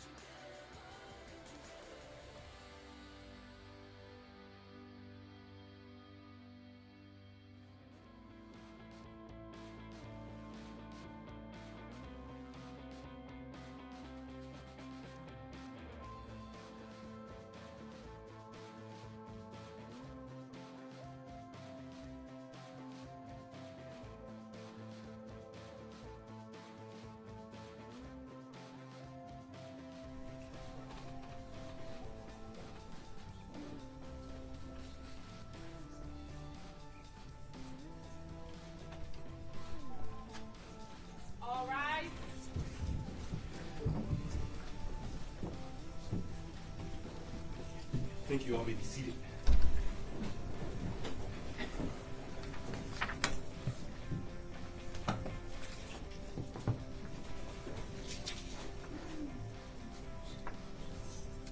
Your Honor, calling People versus Ethan Crumley, case number 2022-279-506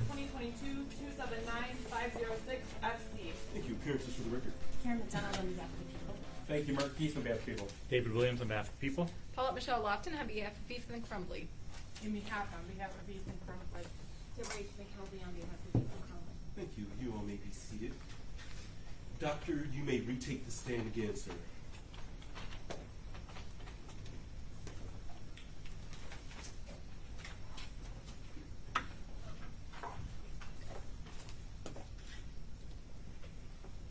And again, doctor, you remain under oath, sir.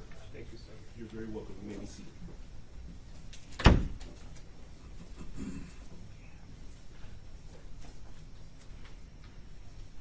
Defense redirect. Yes, thank you. Thank you. Doctor, there was a lot of talk about, or a lot of questions, I should say, about the changes in your report. And that the report, I believe you said, was like a living document. It changed as different things were brought to your attention. Is that correct? Yes, that is correct. Even after authoring the report dated June 16th, you continued to visit Ethan and continued to review evidence. Is that correct? That is correct.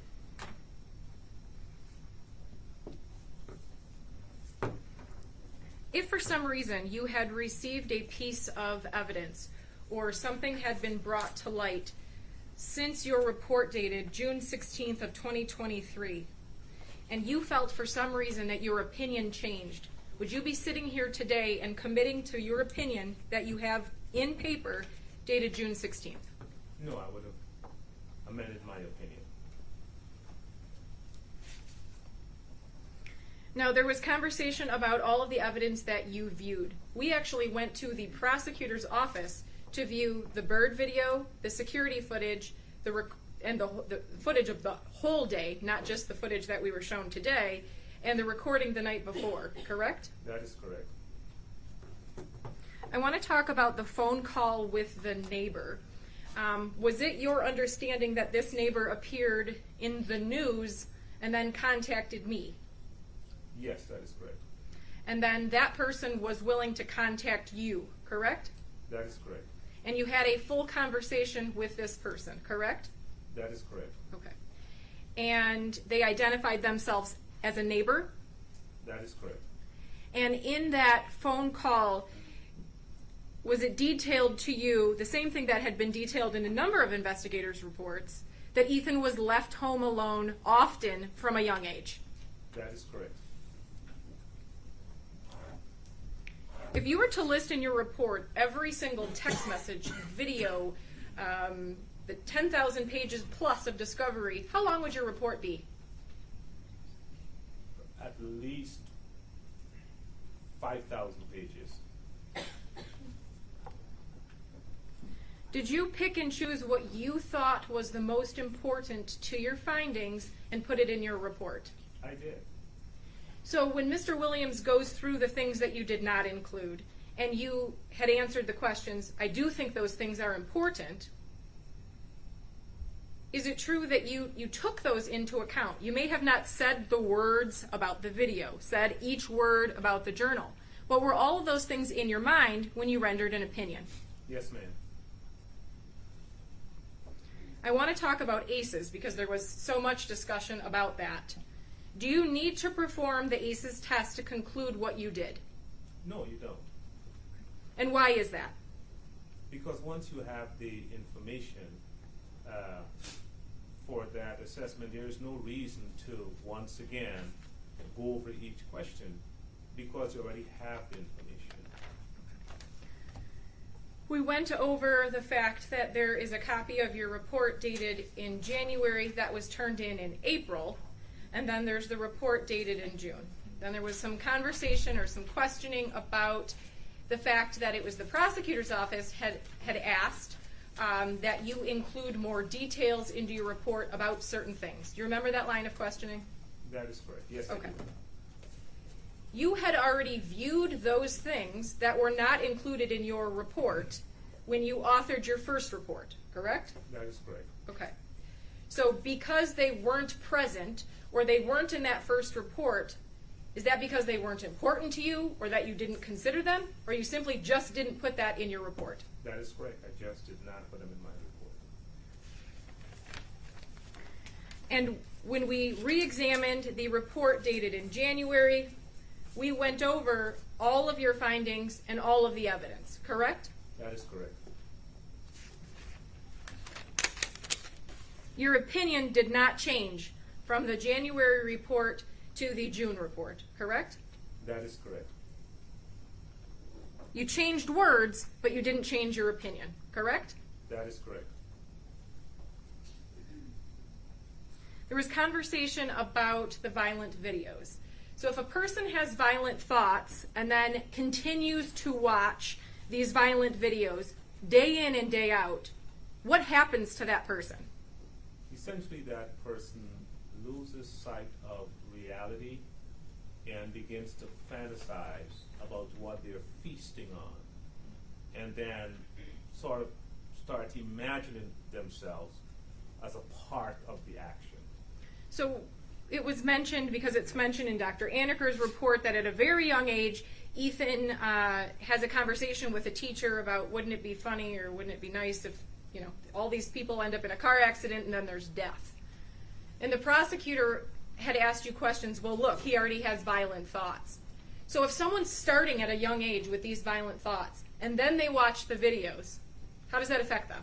It can only get worse. It's actually a recipe for disaster. There was conversation about the video games. You were made aware that Ethan had started playing these violent video games at a very young age, correct? That is correct.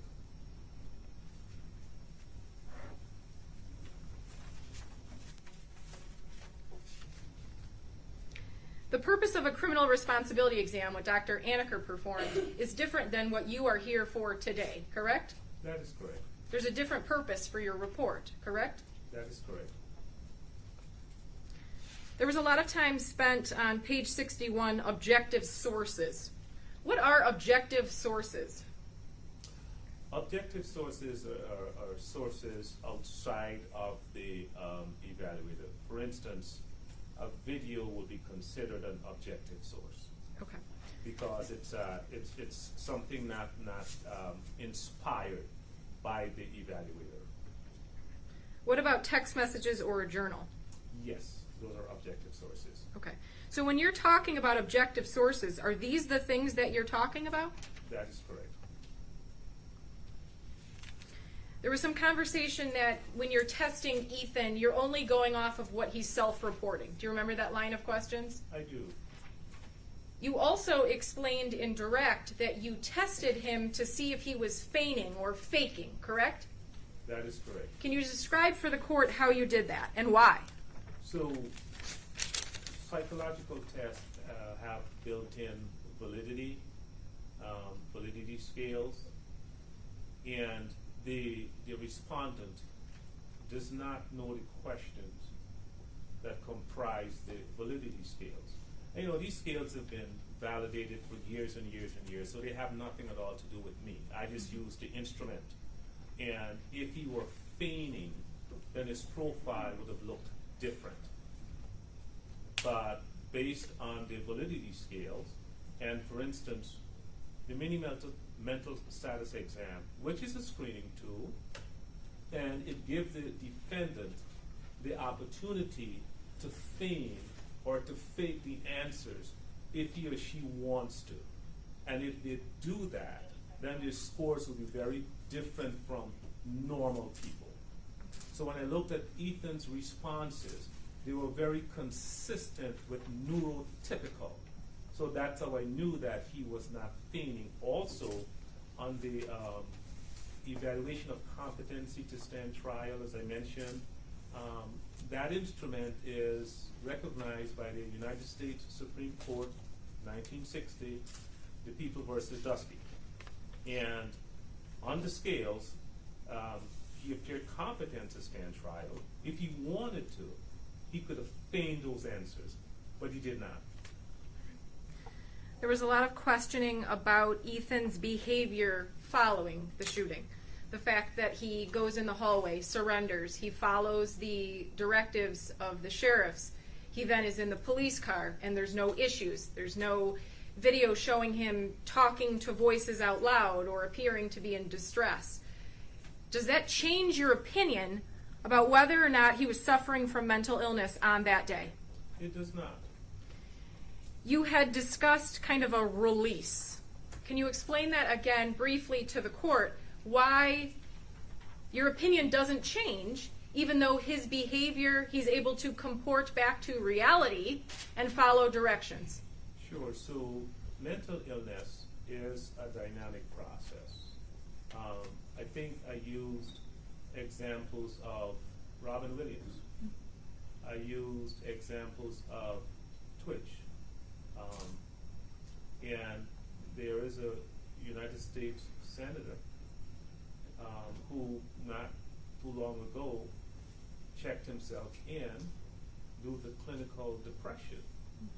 And he represents this country at the highest level, but he raised his hand and he said, I need help, I'm clinically depressed. And so the point I'm making is that mental illness is a dynamic process. There are some days when you can go to work and you show up and you do well. And then there's some days when you're not doing well. Well, that is mental illness. That's what it looks like.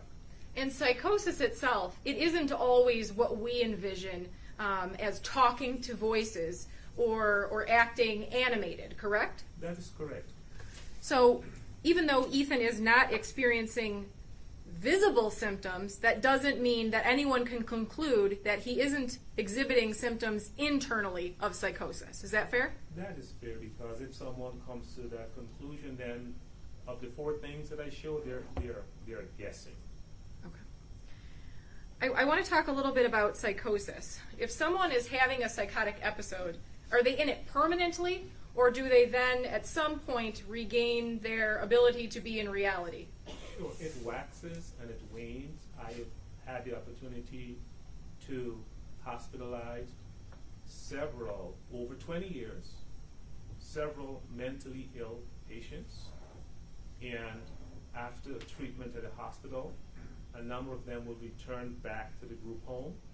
And within a couple of weeks, they were able to regain their typical function, like going to work, taking their medication, and making informed decisions. So again, mental illness is a dynamic process, and some people assume that to be mentally ill, you have to be foaming at the mouth. I used the example of, Senator Fetterman. He has clinical depression, but he's going to work now. Does that mean that he's not mentally ill? He raised his hand and said, I need help. So there was some conversation about the time on the messages, and because of the actual time is not the 4:30 a.m. that you had referenced in your report. Does that change your opinion at all, that it is in the late evening, early morning hours, as opposed to 4 in the morning? It is immaterial. And Ethan self-reported to you that he was not sleeping, correct? That is correct.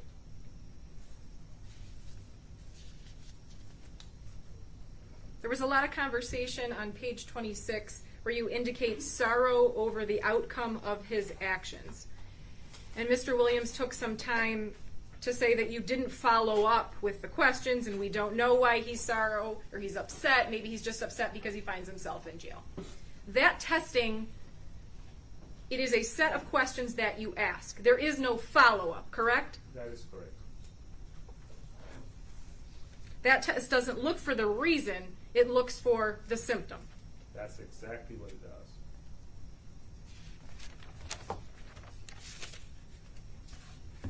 There was a lot of questions about what do you base your statements on. You don't have a site here. You've been qualified as an expert, correct? Several times. And you're here today to give your expert opinion, correct? Yes, ma'am. You were asked questions about how many millions of people suffer from depression and the fact that not all of them become mass shooters. Do you remember that question? I do. Okay. And that's because most of them get intervention, correct? Absolutely correct. That's because good parents recognize when their child is circling the drain, correct? That is correct. I want to talk a little bit about implicit bias. You don't blame defendants' actions on implicit bias, correct? I do not. Then why are you giving us the context of implicit bias? How does this fit with the facts of this case? Absolutely. So some people misconstrue the concept of implicit bias. Is it racism? It has nothing to do with racism. And I just want to make that clear for the record. In no way, shape, or form am I saying that the Oxford school system is a racist system. That is not what I'm saying. Implicit bias has to do with being given information and evidence, but because of your unconscious impulses, you don't take action that you should take. That is the basic concept of implicit bias. So this isn't an excuse that you're giving for Ethan. This is an explanation. Is that correct? It's an explanation. There was questions asked about the fact that you don't know for sure that a teacher saw all of these assignments that were found in his backpack. Do you remember that? I do.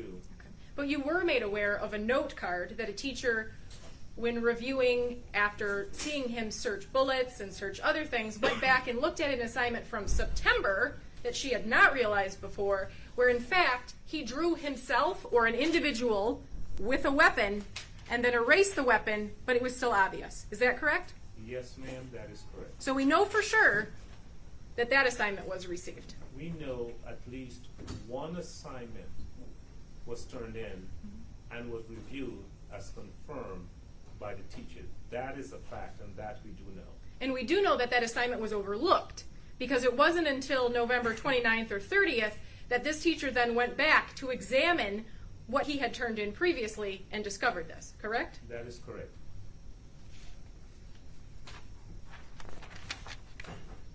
There's also no grade or score on that final assignment, the test review, which finally led him to being taken to the office, correct? That is correct.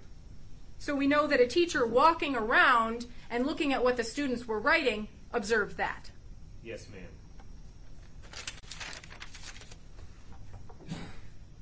There were some questions about the fact that he was in the counseling office and he could have said, I've got a gun in my backpack, I need help. And that's true, correct? That is absolutely true. But he also, as you testified, wrote in his own words on the school assignment, help me, my life is useless, the world is dead, blood everywhere, correct? Yes, ma'am, that is correct. There was a line of questioning about the fact that he was obsessed with harming people. It goes to, we're talking about the torturing of the birds, the voluminous text messages about this desire to want to kill. That's because he was mentally ill, correct? Ethan is mentally ill, and there is no doubt in my mind, based on the testing results, and that cannot be refuted based on the testing results. So Mr. Williams spent some time talking about motivation. Are you able to rationalize what Ethan did leading up to November 30th? I just want to say this. A number of innocent people died. And I'm not here to make excuses for Ethan Crumley. A lot of innocent people died. He planned the attack, and my heart goes out to the victims and their families. So are you able to rationalize the steps that he took, or is it irrational because he was mentally ill? He was mentally ill. And please rephrase your question. So I need you to listen to the question. A few of your responses have been unresponsive to the question. So I need you to listen to Absolutely. the question that's being asked of you. Please rephrase your question or re-ask it. I will re-ask it. Thank you. There was a line of questioning about what motivated Ethan. Do you remember that line of questioning? Yes, that's correct. And you were unable to say specifically what it was that motivated him, correct? That is correct. Do you believe it was mental illness that motivated him to do all the research that he did, to plan out his attack and the actual shooting? I do. You were asked a number of questions of the journal. There is no argument that what he wrote in there is alarming. Do you agree with me? I do agree. Do those look like rational thoughts from someone that does not have a mental illness? They do not. Do the ramblings in that journal line up with the compulsive behavior that you described? Yes, ma'am. Does it line up with the anxiety that you described? Yes, ma'am. Does it line up with the depression that you described? Yes, ma'am.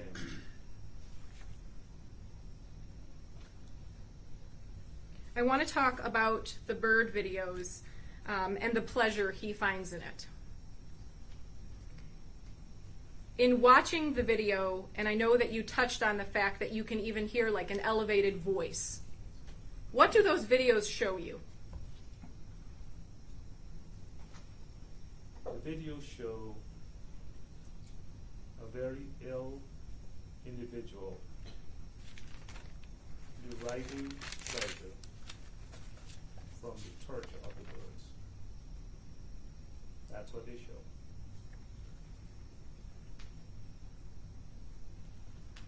There was a lot of questions about the fact that you did not write every specific fact or any of the specific facts that occurred in this case.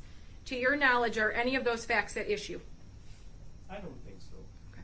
And you were told that Ethan pled guilty to all of the charges, correct? That is my understanding. Ethan never reported to you that it did not happen, correct? That is correct.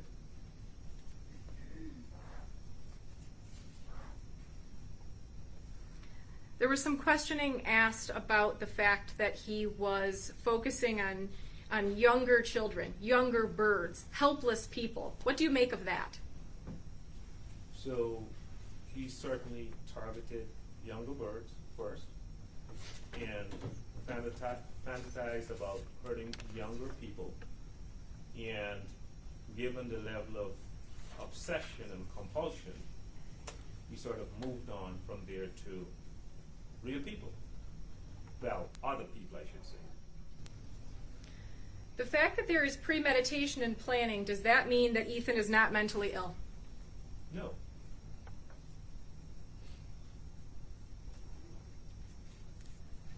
The fact that he discussing wanting to be famous, are those the thoughts of someone with a healthy brain or an unhealthy brain? Unhealthy brain. I want to talk about Dr. Holden's report. Dr. Holden is a well-respected expert, correct? She is. She doesn't do any of the testing that you did, correct? I have not noticed any testing from Dr. Holden. The report that Brother Counsel showed you did not have any testing, correct? It did not. Did you come to your opinion on this case based on your testing in this case? Yes, ma'am.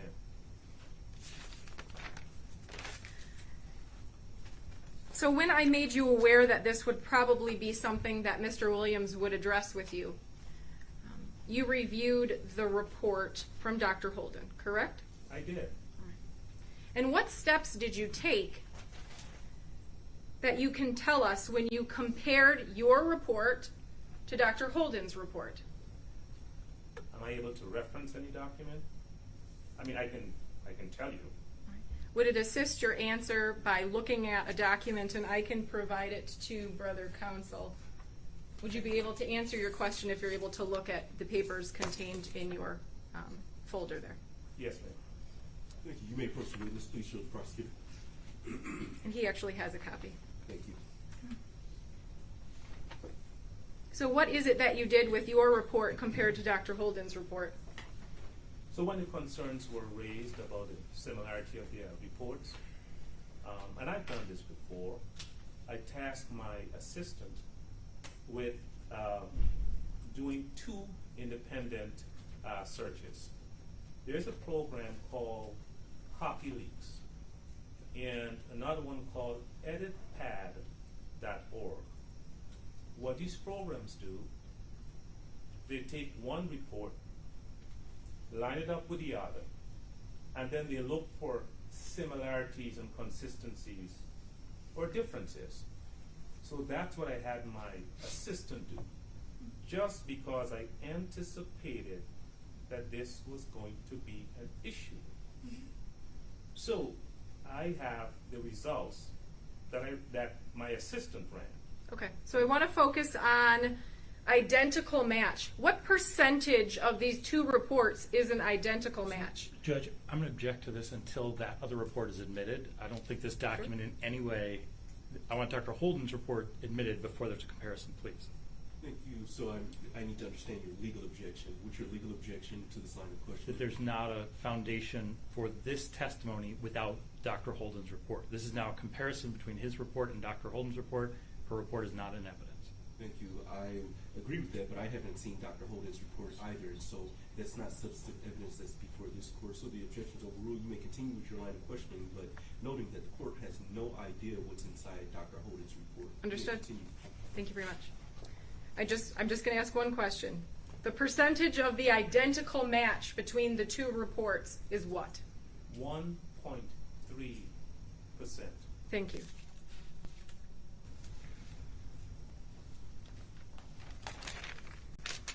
You were also asked and shown your report on a case of People versus Jamar Johnson, correct? That is correct. It's my understanding from that case, Mr. Johnson had already done a significant period of time in prison, correct? That is correct. And so you were able to review prison records for a number of years for Mr. Johnson, correct? That is correct. So would you agree with me that it would be much easier to talk about the rehabilitation prospects or the actual rehabilitation when you have years of prison records showing that he either changed his behavior or listing all of the good things that he's done? That is correct. So your report here on Mr. Crumbly is different, and different than probably almost all of the reports you completed, because Mr. Crumbly hasn't been to prison yet, correct? That is correct. So you don't have a number of years of behavior, tickets, programs completed to look at, correct? That is correct. You were asked about the fourth Miller factor and the fact that you didn't address it. But you did actually do a competency test where you measure if he's able to assist his attorney in his own defense, correct? That is correct. So you may not have actually listed that fourth factor, but you definitely addressed it, correct? I did. May I have one moment? Yes. I have no further questions. Judges, very briefly. After a counsel approach.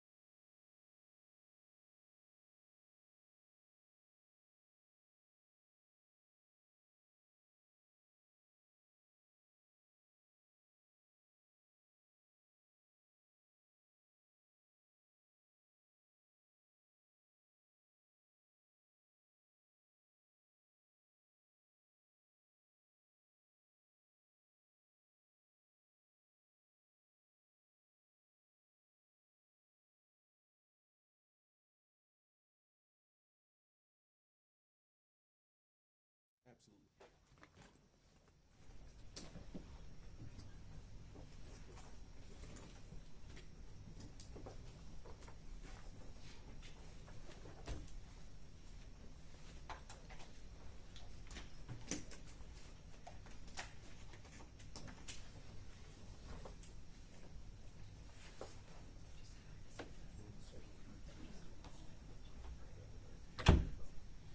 Thank you. The court will note that the time is approximately 3:44 p.m.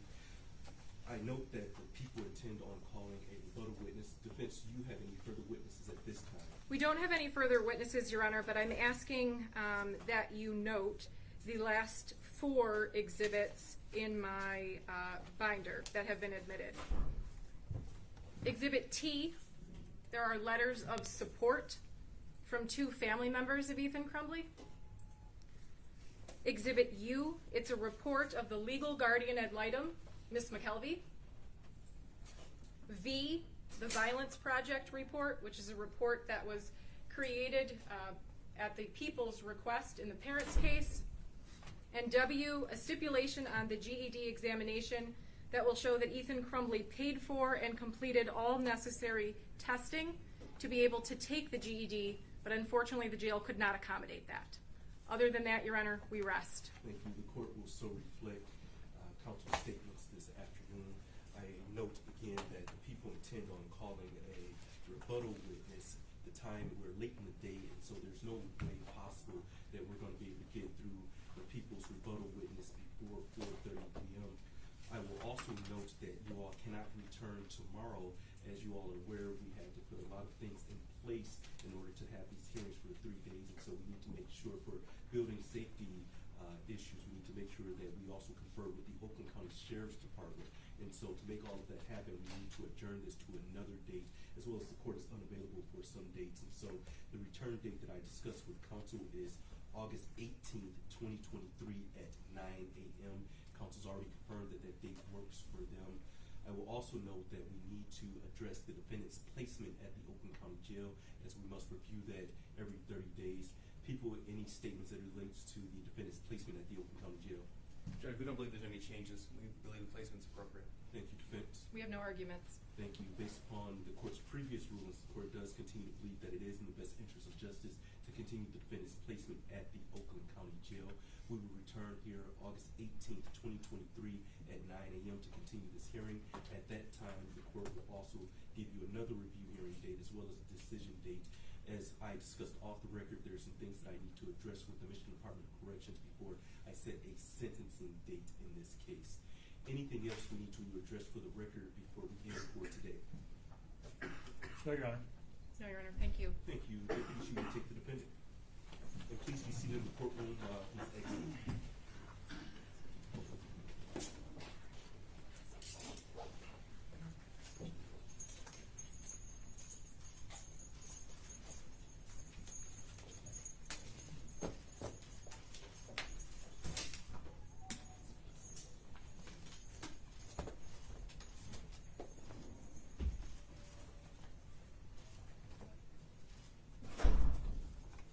Thank you. Court stands in recess. You all have a good day. Thank you. All Thank you, Judge. rise. Thank you, Judge.